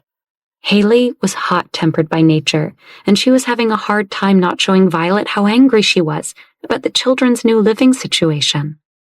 Upon learning that Logan was the children's father, Haley had assumed that Adam and Amy would continue to live in Logan's home. Violet and the children living with Logan now made even more sense than before. So Haley had been shocked to discover that Violet had allowed the children to be shuffled off to the Alexanders' stuffy old residence. At this moment, Haley looked at Violet in disbelief that she would act so foolishly. Why was Violet not fighting to keep the children with her? All right, enough, Haley. There's no need to start a fight. I'm sure we can talk about this like adults. Violet must have her reasons for allowing the children to stay with Agnes. Noah shook his head. When Haley had called him earlier ranting and raving about the children's living situation, he had told her to calm down and try to trust Violet. Noah didn't like the idea of the children being separated from Violet either, but he knew how much Violet loved her kids, so he figured she must have her reasons. But Haley hadn't wanted to hear it. Noah had tried to remind Haley that Agnes hadn't forbidden the children from seeing their mother. Violet and Logan weren't getting married. Agnes was a powerful social figure from a more old-fashioned time. How could she accept Violet into the Alexander family just because she'd had Logan's children? Furthermore, Violet wasn't trying to become an Alexander. Her relationship with Logan had not even reached that stage yet, so there was no need to force it. What reasons could Violet have for giving up her children? Haley said, scowling at Noah. I don't think she has thought this whole situation through, or her children would be here at Logan's right now. She clearly isn't thinking clearly. Haley huffed, then turned back to Violet to ask her, what if Agnes never wants the children to live with you again? What will you do then, Violet? I don't want to fight with Agnes about this. Violet knew Lee could hear her, so she smiled and calmly said to Haley, I believe that Agnes loves Adam and Amy. If she loves them, she will not keep them from their mother. She just doesn't like me. Why shouldn't she like you? You're not any worse than those people. The people Haley was talking about were the children of wealthy families and socialites. If not for the incident 4 years ago, Violet would have already inherited the Kingston group. Violet was from a high society family, so there was really no good reason, in Haley's mind, for Agnes to reject Violet. But the reality was reality. When Haley thought of this, she felt discouraged. But when she thought about it longer, she turned her anger on Logan. And why isn't Logan insisting that the children live here? He's their father, after all. I think he'd not only stand up for their mother, but he would want them here as well. Instead, he's catering to his grandmother and her old-fashioned ideas. Has Logan got you so under his spell that you're no longer thinking clearly? Haley raged. Good grief, Haley, calm down. Noah had stepped away to answer his phone, but had returned in time to hear Haley turn her anger on Logan. Violet turned bright red, remembering the spell Logan had her under just last night. See? Haley exclaimed. Now you're blushing. You're really pissing me off, Violet. You are just too easy to bully. If I were Logan, I'd bully you too. Haley was even angrier now. If Logan had been in front of her, Haley would have let him have it. Violet was more amused by her friend's rant than angry. Haley meant well. She just had a hard time controlling her temper. She did wish her friend trusted her more, though. Luckily, Noah was coming to her defense. If Violet also had your temper, I reckon that Amy would be starting fights in the schoolyard and Adam would be stealing the other kids' lunch money.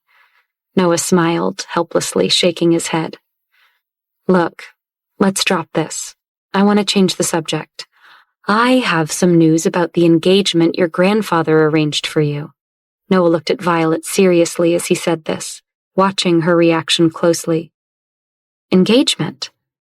Violet had forgotten about the engagement news that Noah had announced at the Kingston banquet. Now that it was suddenly brought up, her eyes went wide with confusion. She and Lionel grew up together and were childhood sweethearts. At that time, she thought that her family would be happy to see them marry one day. After Lionel's parents died, Violet's parents treated him like their own son and took care of him. Who knew that Violet's parents would also pass away? Grandfather, seeing that Lionel and Violet were getting along well, had seemed to accept their growing relationship. It was only later that Kenneth noticed Lionel's disloyalty. That was when Kenneth revealed this treachery to Noah. But it had been too late for grandfather to do anything about Lionel, as he suddenly became weaker and his health worsened. When Kenneth died, his suspicions of Lionel died with him. Noah, however, had not forgotten what Kenneth had told him about Lionel, or the engagement plans Kenneth had arranged for Violet. Engagement? Violet was engaged? Lee and Zoe both blinked at this bit of information. Lee brought in coffee and quietly refilled their cups. Noah and Haley only cared about talking to Violet, though, and they didn't notice the eavesdropping maid. Noah and Haley wanted Violet to think about her future. Noah said she had to think about the engagement. After all, Grandpa Kingston's last wish was to let Violet inherit the Kingston family's assets. She couldn't stay in Logan's home for the rest of her life. Their arrangement could end at any time, and they could hinder each other from finding a long-term partner or spouse. Furthermore, Agnes was currently wholeheartedly nurturing Adam and Amy. If Violet did not continue to strengthen her position, perhaps one day the children would have a stepmother, which could cause a host of problems. Would Agnes insist the children stay in the Alexander family? Or would she let them return to Violet and the Kingston family? Why would Logan let the heirs of the Alexander family live with her? If Violet wanted to guarantee her position in any possible custody battle over the children, she had to take back the Kingston group and put herself on equal footing with the Alexander family. Noah then told Violet that given all that had just happened to the Kingstons, the family would be distracted and the time to act was now. Haley then shared with Violet what had happened to Chloe at the press conference. Violet was shocked, and honestly a bit suspicious, given the similarities between her attack 4 years ago and Chloe's attack yesterday. But putting those thoughts aside for now, Violet agreed that Chloe's attack, in conjunction with the news that Charles had a pregnant mistress, would keep Miranda's time and attention elsewhere right now. Look, Violet, I don't want to overwhelm you, but you need to prepare yourself. There's not much time left. The battle for your inheritance is coming to a head. The initial transfer of shares has begun to be carried out in an orderly manner. The time to act is now, Noah told her. We need to continue to gather evidence against the Kingstons, and we need to investigate the arranged marriage your grandfather had secretly planned for you. Lee had finished pouring the coffee and returned to Zoe's side. Did you hear that? Miss Kingston is engaged to somebody else. Do you think Mr. Alexander knows? Lee whispered to Zoe. Lee, of course, didn't ask Zoe the other question now spinning in her mind. Do you think Mrs. Alexander knows? Looks like she needed to schedule another lunch ASAP with Alex.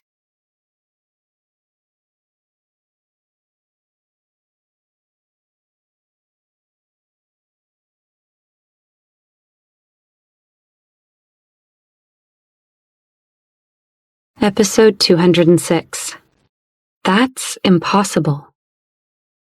Zoe and Lee had just discovered Violet might be engaged after eavesdropping on her conversation with Mr. Smith and Miss St. James. Lee wondered if Logan knew about this. This is a matter between Mr. Alexander and Miss Kingston. But if their friends are talking about it in front of us, then they aren't afraid of us finding out, Zoe replied to Lee in a reasonable tone. So, you believe it's true? Lee's voice was loud, but not loud enough to expose her. I don't see why Mr. Smith would lie. Maybe Mr. Alexander knows about it too. Ever since Violet first came to live here, Zoe had been protecting her. This made Lee wonder sometimes if perhaps Zoe had been bribed. Mr. Alexander can't be insulted in such a manner. It's not right, Lee replied to her in a huff. Why would Mr. Alexander feel wronged? Miss Violet is so good to him. Zoe thought Lee didn't want to see that Logan was in a much better mood since Violet's arrival. He left work earlier now and spent more time at home. No matter what, Miss Kingston was always kind and respectful. Even the matter of the little ones going to the old residence had not caused Miss Kingston to act out. What's so good about her? Lee grumbled in reply. Let them have fun and see what happens. Zoe could not help but laugh at how disgruntled Lee looked. Still chuckling, Zoe went into the kitchen to start dinner prep, leaving Lee to her thoughts. Lee muttered and did not really care about Zoe's fun. It was obvious that Mr. Alexander was interested in Violet. No wonder Mrs. Alexander was so nervous. No one had ever seen Mr. Alexander fall so hard for a woman. But all Lee could do was keep Mrs. Alexander in the loop and continue to eavesdrop. With that thought in mind, Lee entered the living room to ask Violet if her friends would be staying for dinner. She told them adding 2 more places to the table would be of no trouble. Since they did not come for lunch, Violet insisted her friends stay for dinner. Noah could see that both Violet and Haley were still letting all he had just told them sink in. So he thought staying for dinner was a good idea. They would have more time to talk. Haley was obviously very interested in Violet's marriage prospects. It would be near impossible for Violet to find a better suitor than Logan, especially in Los Angeles. It was a pity that Violet and Logan weren't in a normal relationship, Haley thought. Violet saw the worry on her friend's face.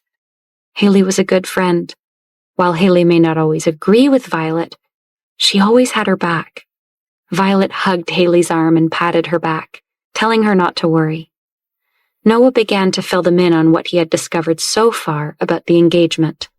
My initial research hasn't turned up much information about the marriage your grandfather arranged.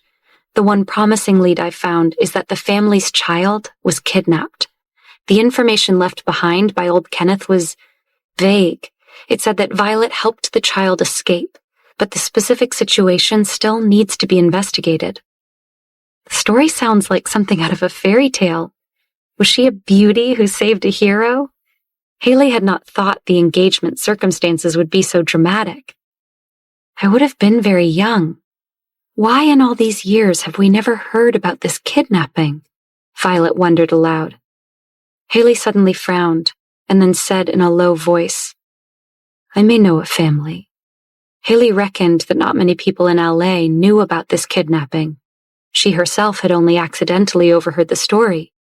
Noah asked her, Which family did you hear about? I heard it might be the Gardner family. Haley and Noah said in unison. Violet was stunned. She didn't want to hear any more. If there was such a possibility, she would rather Noah bury the information and not let it be made public. She did not want to have any in-depth contact with Garrett Gardner. One reason was definitely because of Logan, but also because she'd always felt like Garrett was a person she could not figure out. That's impossible, Violet smiled with false brightness. Why? Haley felt that this whole situation was getting more and more complicated. Do you think it's impossible because you are protecting Logan? Then watching her friend closely, Haley asked, Have you fallen in love with him? What nonsense are you talking about? Violet replied, flustered by Haley's question. Do you like him for being hot-tempered, or do you like him for not being a monster? Haley asked. Violet rolled her eyes at her friend, but said nothing more. Violet knew Lee was listening, and if she told Logan about it, it would inevitably cause another round of discussion. For some reason, Violet was still a little afraid of Logan. She did not know where he'd learned to interrogate people. He used both soft and hard means to make people cave in the end. Violet knew her feelings for Logan were not simple. Violet had never felt this kind of pull from a man before. Even when facing Garrett, Violet did not have this kind of feeling, attractive as he was. But Violet also knew that she must not fall in love with Logan. Their arrangement was always supposed to be a temporary one. Therefore, Violet would definitely protect her heart and not easily give it away. Going back to the original subject, Haley asked, Why is it impossible that it would be the Gardners? I heard Garrett slip up. It seems like someone came to the Gardner family to kidnap a child. That would mean Garrett, right? The clues I have found so far also pointed to the Gardner family. Noah pondered for a moment and said, Don't tell anyone about this. We will talk about it after we have solid evidence. But Violet, you have to be mentally prepared. Before the agreement between you and Logan ends, We must bring you back to the Kingston Group. If after taking back the Kingston Group you are dissatisfied with the marriage partner your grandfather proposed, then the engagement can simply be called off. Just tell me what you need me to do to take back the company. Even if I have to start from the bottom of the Kingston Group, I will still work hard and do what needs to be done, Violet told Noah earnestly. That's not necessary. Noah smiled gently. His eyes were full of love. He knew that although Violet was gentle, she was also very strong. She would try very hard to do what she had to do. With such a personality, he didn't have to worry about Violet. She would do her best to manage the Kingston Group well. Plus, she would have his and Haley's help, and if conditions allowed, Logan could also support her. Furthermore, ever since the announcement of old Kenneth's will at the Kingston banquet, and Noah's constant sending of cease and desist letters to the Kingston family, Miranda and Charles did not have any conclusive evidence to prove that the will was fake. Even if Violet's reputation in Los Angeles was poor, given all the media coverage, it would not affect her entering the Kingston Group. And Noah knew that given the Kingston family's current troubles, Violet was the Kingston Group's best hope.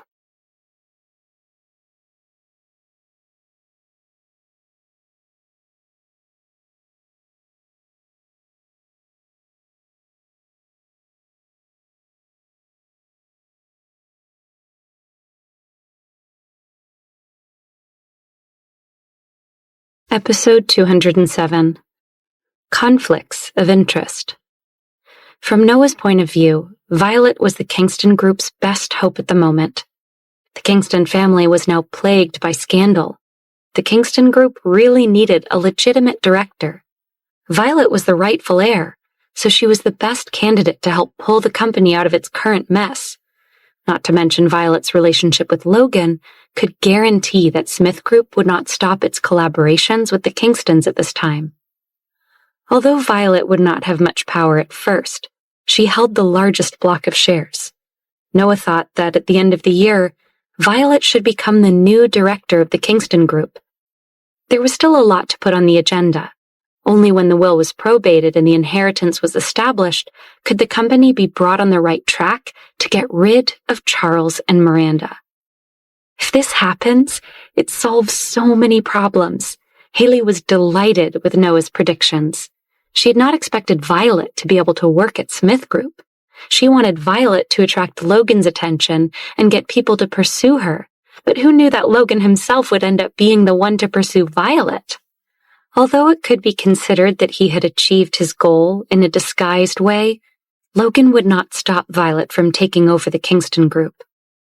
But could it be that Logan was reluctant to part with two-faced Elizabeth? Haley didn't think Logan was quite that dedicated. He didn't seem fooled by Elizabeth's act. Let's strike while the iron's hot. We must hurry up and get Violet into the Kingston Group, Haley said. But I'm going to J. Fannon's studio next week to start training and recording songs. Violet was worried that if she pursued joining the Kingston Group, she wouldn't be able to fulfill her obligation to the Laurie Group. You don't need to work every day, but it's best if you go there often. You're going to need an assistant to help you manage everything, Noah added. I'll find her someone, Haley offered. She was a veteran in the workplace and was very good at judging people. I'll get my HR contacts on it right away. But, Violet, while an assistant will help, you should show up at the Kingston Group as often as possible. More FaceTime will only help your cause.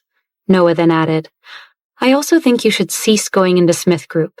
If you decide to take back the Kingston Group, it will be a conflict of interest with your work there. The Kingstons and Agnes both want you out of there. We might as well do as they wish and see if it helps relations. Noah and Haley both felt this was a good idea. After all, the future leader of the Kingston Group could not be the Smith Group CEO's secretary. It was better to resign now. Plus, Violet had signed an agreement with Laurie Group. If she continued to stay with Smith Group, that was also a conflict. Violet decided to wait for Logan to come back tonight and discuss it with him. She had to be careful with her tone and words. She didn't want him going crazy. What Haley and Noah were saying about her conflicts of interest made sense. Plus, Violet needed the contract with Lori Group to pay for her lawsuit. She didn't want to rely on Haley and Noah. Therefore, it was necessary to record the song. Violet had to flatter Logan well tonight. Violet decided that after Haley and Noah finished dinner and left, she would work on getting Logan to accept things. Violet must not sleep first tonight, she thought. She wanted Logan to realize that she cared about him. Only then would she have the right to negotiate. Right? Logan received and answered his email in his office. He looked through the documents that needed to be signed one by one and suddenly sneezed for no reason. He thought to himself, "Don't tell me you have a cold." However, he didn't feel under the weather. It was strange. He pinched between his eyebrows. He might be a little tired. The board of directors had convened a meeting early that morning to request a revocation of the collaboration with the Kingston group and to demand compensation. These people just couldn't keep their cool. The Kingston family's personal matters wouldn't hurt them badly. At most, it would affect the Kingston group's business prospects in the future, but the Smith group would remain unblemished. But not all the board agreed with Logan.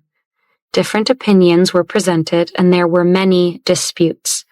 The meeting lasted for 2 hours and ended just before Logan would have flipped the table. Their agreement would continue, but it would be contingent on the Kingston group resolving all their problems within 3 days, including Charles's affair and Chloe's accusation against the Smith group's secretary, Violet. "That's nonsense," Logan sneered. He thought the whole thing was ridiculous. After Corey had told him what had happened to Chloe at the press conference, he'd heard that Chloe was blaming Violet. Logan just knew it had been Chloe trying to set Violet up to be attacked, but her plan had backfired. Clearly, Chloe wasn't going to give up her vendetta against Violet, no matter what happened to her.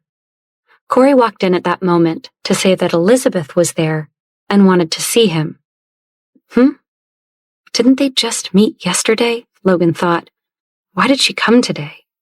Did he not express his intentions clearly? Logan was irritated. Obviously, he needed to have another talk with her. Let her in. Logan pushed the documents aside and sat in the office chair calmly. He watched Elizabeth enter, followed by a woman he had never met with heavy makeup. This woman. Logan often saw people wandering around the entertainment industry that was neither actors nor managers. Instead, they attached themselves to celebrity friends to attain influence.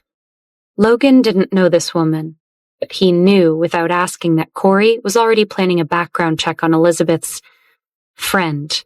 He would know more soon. Elizabeth had been in contact with a lot of sketchy people recently. He quietly watched Elizabeth walk over and stand beside him. Then she smiled at the woman. Philly, you've wanted to meet Logan forever. Wish granted. Here he is. Then Elizabeth waved her hands as if Logan was a prize Philly had just won on a game show. Elizabeth then turned around and said to Logan, I lost a bet with Philly. She admires you more than anyone, Logan. You must let me bring her to see you. You're not angry with me, right? How could I be? Logan curled his lips and pretended to have his brother's smile. Then he returned to being indifferent. He pressed the intercom and asked someone to serve some coffee. Leaning back in his chair, Logan looked at Elizabeth. He asked her why she had come over and why she wasn't working or was with her sister today. Elizabeth's attitude was sincere and her tone demure. She encountered this kind of indifference at home, so even if Logan did not like her, which he did not, she knew if she was polite, he would not argue with her. At least today, she did not start nagging him as soon as she came in. She was making progress, Logan thought. Logan reluctantly paid attention to Elizabeth, asking about her recent work, if the filming went smoothly, and when production would wrap. He ignored Philly.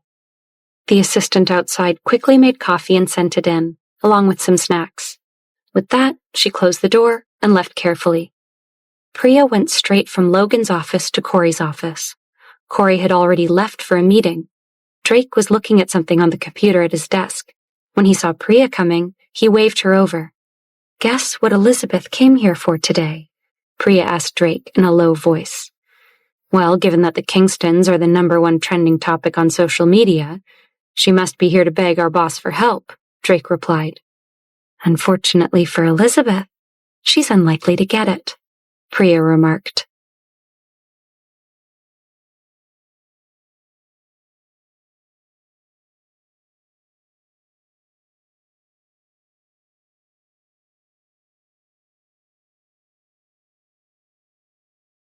Episode 208.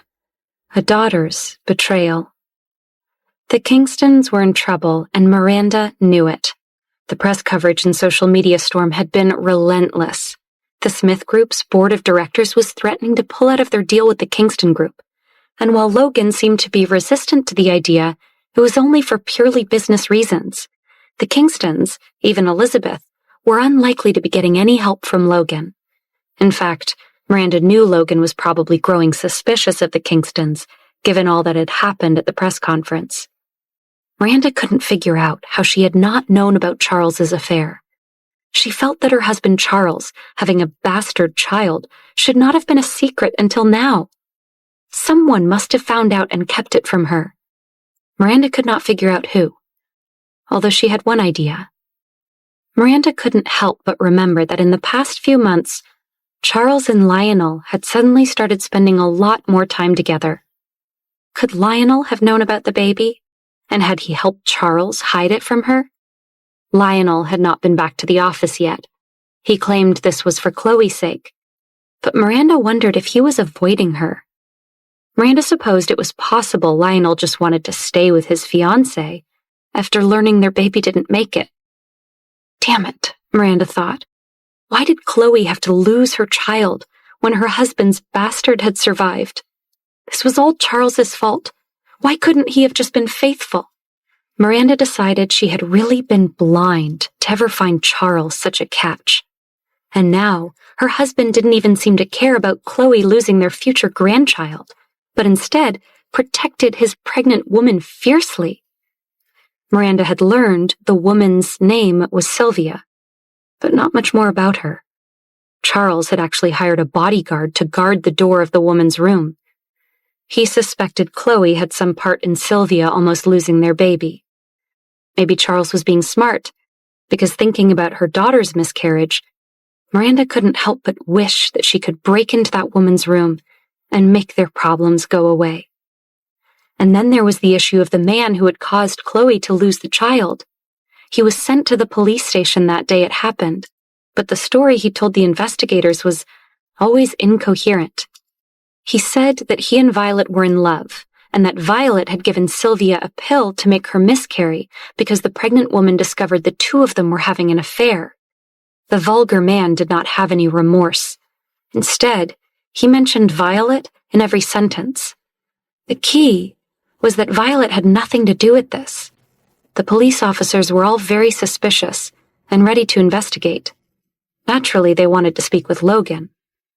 Miranda was scared to death.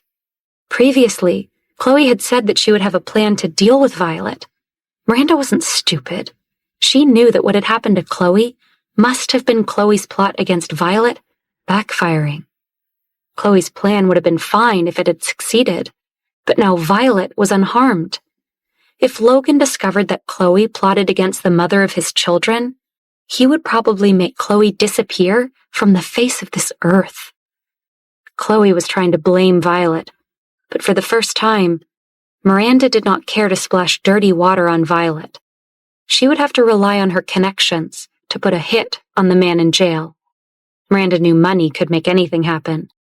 As soon as she had an inside source, Miranda would make sure that brute would never talk. Miranda wanted to make sure that this matter would end here. Otherwise, it was really hard to say what would happen down the line. Violet had people protecting her. This was why all of their plots against her had failed. The difference this time was that the Kingston family had never suffered such a powerful backlash. Public opinion of their family was at an all-time low. Chloe had actually brought the Kingston family to such a state. Her daughter had always been such a good helper. This time, not only did Chloe not help, but she had hurt and implicated the Kingston family and Elizabeth. Miranda felt Elizabeth may have finally really lost her chance with Logan. Miranda could not accept this reality and was very disappointed with Chloe. She felt more and more heartache for Elizabeth, and her resentment towards Violet deepened. The only gain out of this whole mess was that Miranda now knew about Charles's mistress, a woman who was carrying a child. For the sake of her position, for Elizabeth and Chloe's positions and interest, this child must not be born. Miranda decided to go and see her daughter, and then discuss how to make this Sylvia woman disappear without a trace. They had to come up with a plan that would give them rock-solid alibis, or else Charles would suspect them. This whole thing was giving Miranda gray hair. On the other hand, her sister-in-law, Joyce Rutherford, was delighted to see Miranda having such a hard time. Joyce had even forbidden Miranda's nieces, Paige and Nora, from visiting the Kingstons. She wouldn't even let the girls go see Chloe in the hospital. In the end, Paige and Nora ignored their mother and still quietly ran to the hospital to visit Chloe. They were worried if they ceased contact with the Kingston family, they wouldn't have any other opportunities to marry a rich man. Miranda was at the hospital when her nieces snuck in. They all gathered in Chloe's hospital room to rant about Violet. They swore to find a way to take revenge. Not only had Chloe had a miscarriage, now her doctor had said that Chloe would not be able to have children of her own in the future. This was all Violet's fault. Lionel, who sat quietly listening to the women rant, couldn't help that he felt secretly relieved. Unlike Chloe, who was devastated by the loss of their child, Lionel was breathing a sigh of relief. While he hadn't wished this on his baby, a difficult problem had now been solved. He no longer had to worry about a permanent link to Chloe. In an effort to comfort Chloe, Miranda told her, "Don't worry, Mother will help you think of a way to get a baby. With science so advanced, I'm sure there must be a way," Miranda told her confidently. "Really, Mommy? But it has to be Lionel's child." Chloe was not interested in adoption. "Don't worry, Mommy will definitely help you." As Miranda spoke, her gaze lingered on her two nieces, as if she was planning something. After a while, she looked back at her daughter. "But the most important thing right now is to deal with that woman. Violet? She has Logan protecting her now, and there are bodyguards everywhere she goes," Chloe said hatefully, her face twisted with disgust. She had completely forgotten that she had just lost her child because of her hatred for Violet. As far as Chloe was concerned, this was indeed all Violet's fault, and Chloe does not have the slightest intention of repenting. "Violet will definitely be taken care of. Logan cannot protect her forever. But the woman I am talking about is your father's mistress," Miranda replied. Chloe then remembered Sylvia. She'd been told that she had also been hospitalized. Sylvia almost lost her child, but the doctors actually managed to save it. Chloe was filled with jealousy and hate. She wanted more than anything to swap their fates. That had been Lionel's child she'd lost. Chloe's original thought was to get rid of that woman's baby and Violet at the same time. She figured that would solve all their worries at once. Chloe sent Lionel to go find some snacks for her, and then told her mother what her original plan had been. Paige and Nora were increasingly shocked the more they heard from Chloe. They did not think that their cousin would be so vicious, but they kept their thoughts to themselves. After all, the Rutherford family still had to rely on the Kingstons. Otherwise, they would not even be able to touch the door of the wealthier class. As Chloe spoke, Miranda realized that her daughter had known prior to the press conference about the existence of that woman, but Chloe had never told her. Fortunately, Chloe considered that Lionel was an outsider and didn't tell her mother that he helped Charles hide his woman. She was afraid her mother would make her break up with Lionel. If that was the case, then her life would be meaningless. So she stayed quiet about learning it from Lionel. Upon realizing that Chloe had known, Miranda no longer cared that her daughter was still recuperating. She scolded Chloe fiercely and ranted mercilessly about her daughter's betrayal. Miranda exploded with all the rage that had been simmering since learning of Charles's affair. She called Chloe a thankless ingrate, asking how she could have protected her no-good father over her own mother. Miranda even let her know that Charles only cared about his mistress and bastard. She made sure Chloe knew that Charles had not asked about or come to see Chloe upon learning of her ordeal, and that her father was suspicious that Chloe had been involved somehow in Sylvia's sickness. Chloe was so angry and hurt by her mother's words and her father's indifference that tears flowed down her face.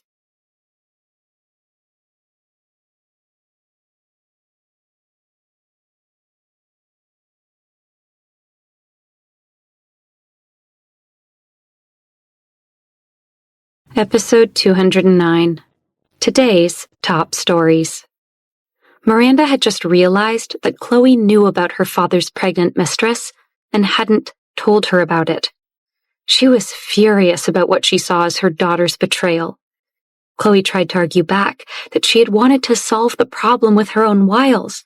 She hadn't wanted her parents to argue. But Miranda didn't care. She just wanted to blame Chloe. Her mother didn't even care that she was still in the hospital recovering from her miscarriage.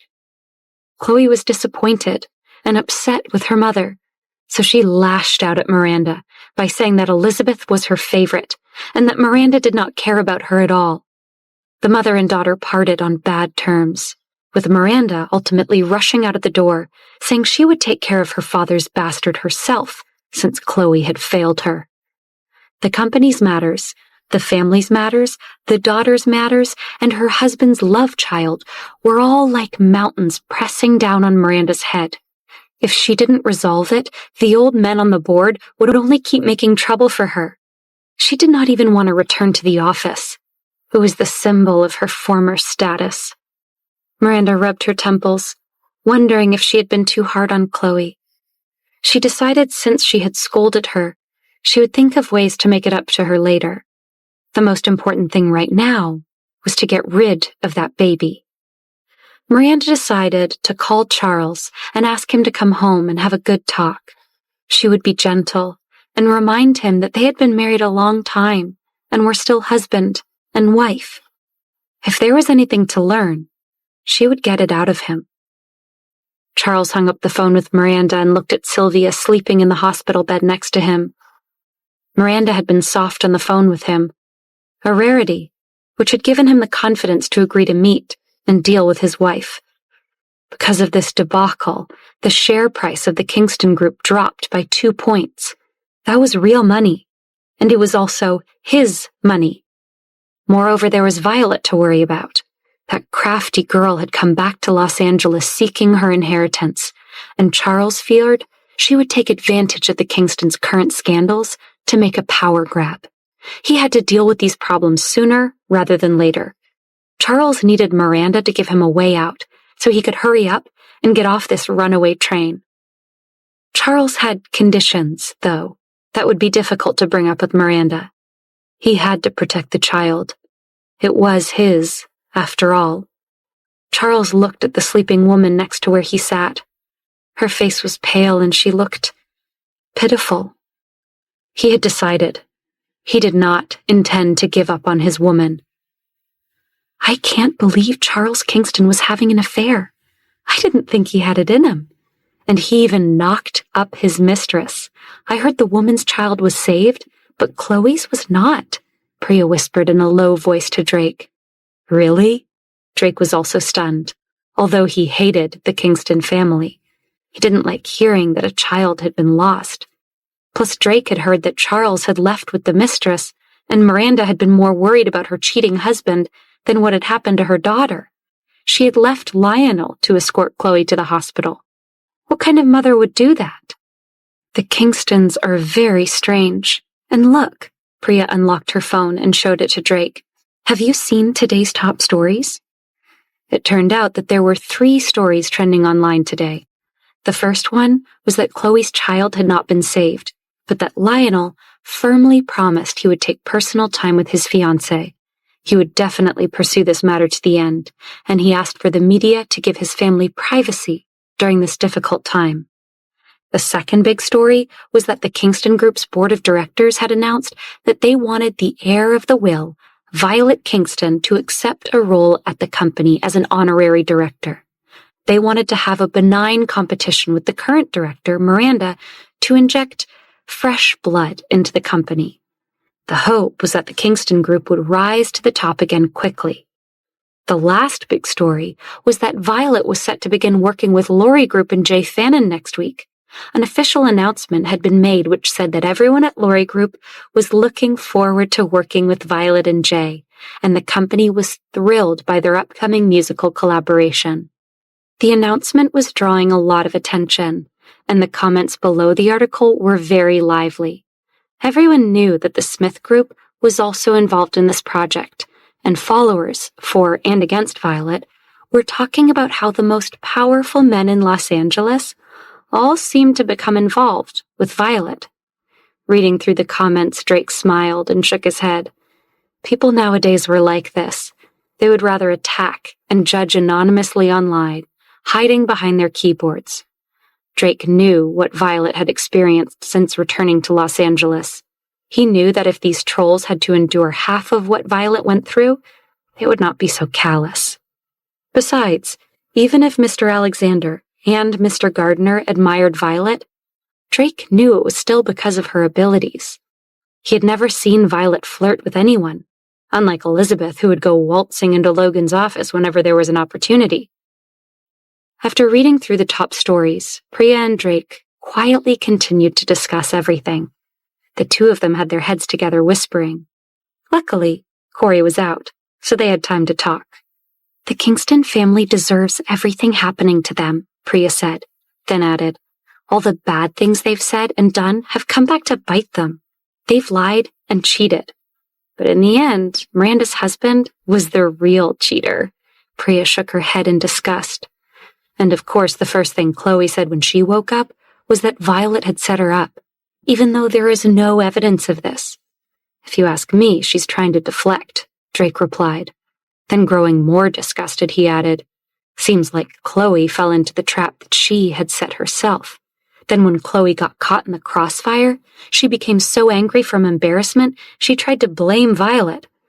Luckily, Violet was accompanied by Logan or others the entire time, and there's absolutely no evidence of Violet's involvement. And I heard that surveillance cameras at the scene were all removed prior to the incident.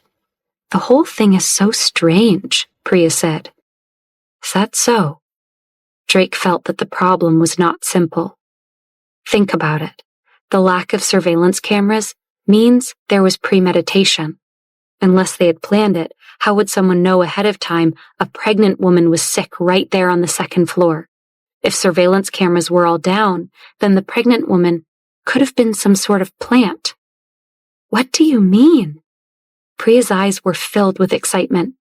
She did not want to work anymore and urged Drake to continue.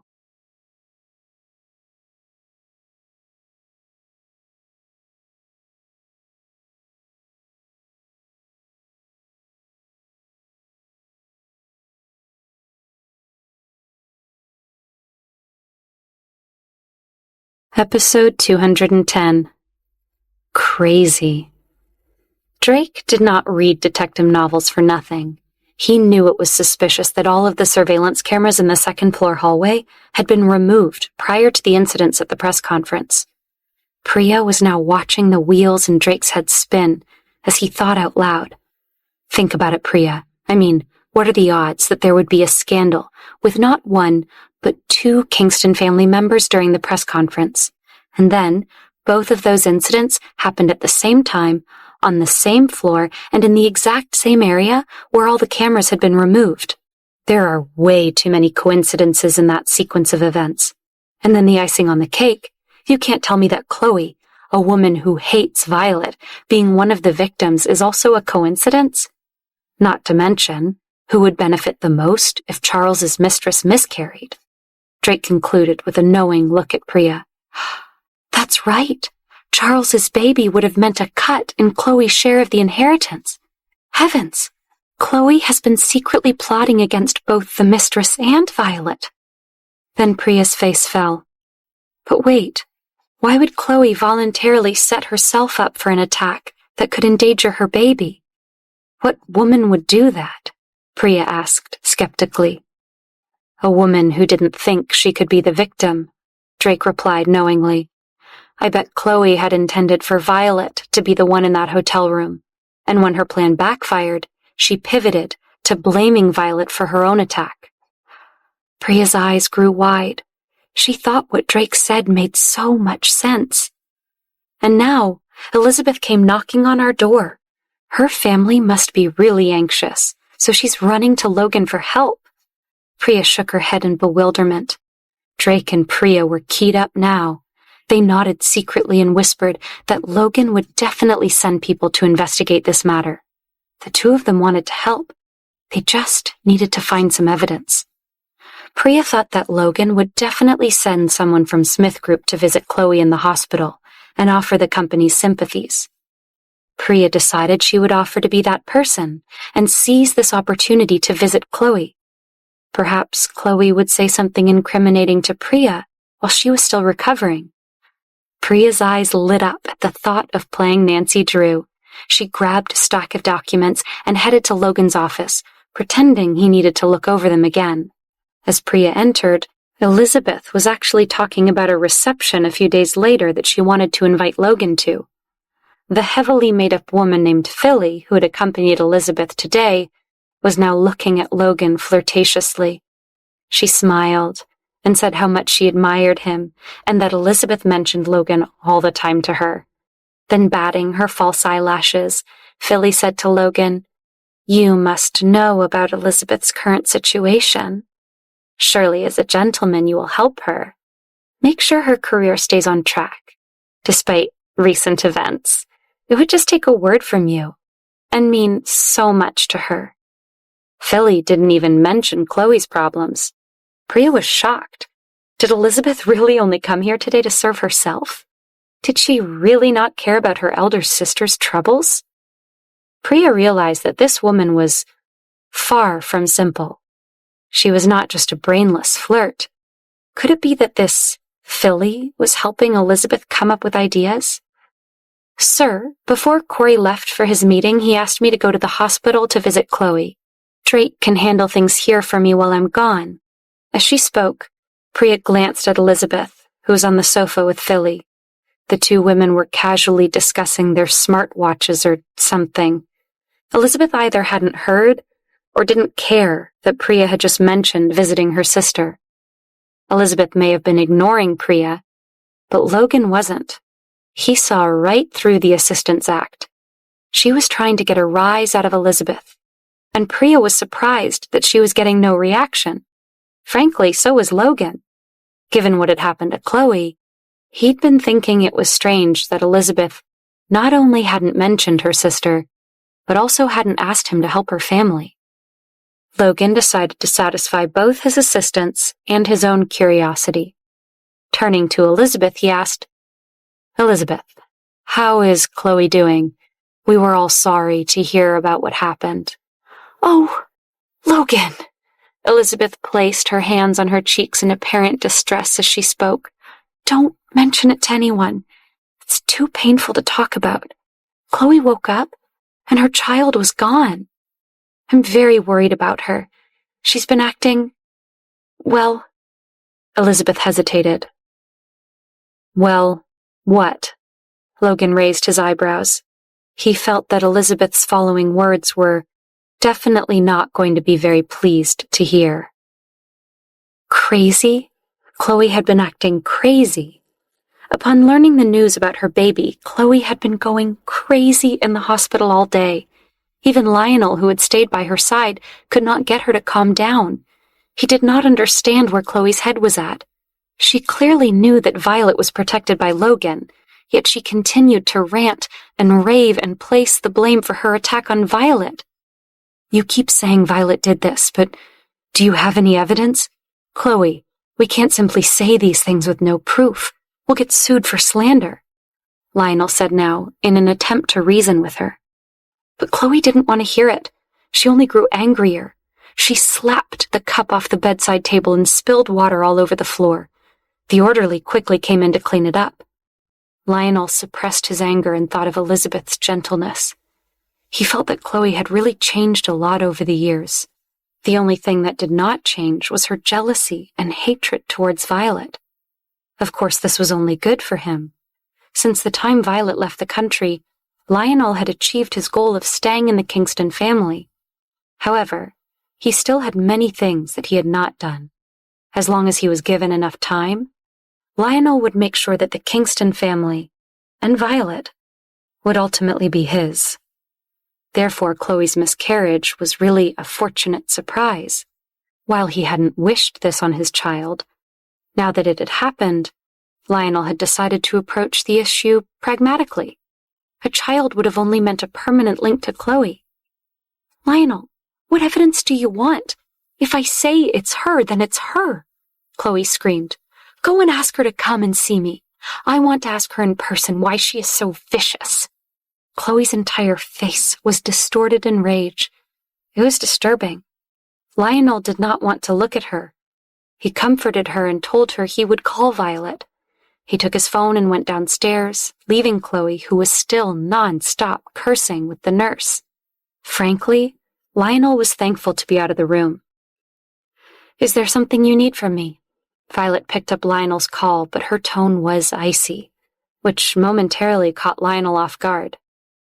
"Violet, you have never talked to me like this before," Lionel said, clearly surprised by her demeanor. "I never used to talk to you like this, but that was in the past. This is the present, and our current relationship is not a friendly one," Violet answered coldly. "Is there anything you need? If not, I am going to hang up." "Wait a moment. Of course, there is something wrong." Lionel was serious. "It's about Chloe. The miscarriage really traumatized her. She feels like this thing started because of you." "That's ridiculous, and you know it." "Goodbye, Lionel." Violet went to disconnect the call. Wait, don't hang up, please." Lionel sounded desperate, so Violet paused while he continued.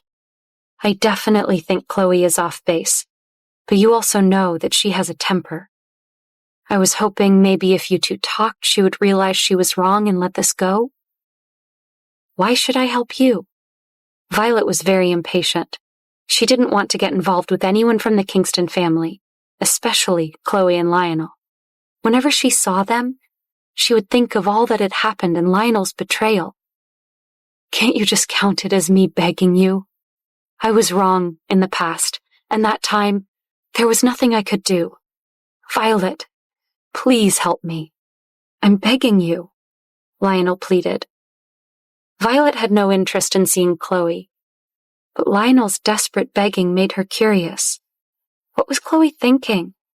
Violet knew that what had happened to Chloe had likely been meant for her. After all, it repeated Chloe's plan of 4 years ago in many ways.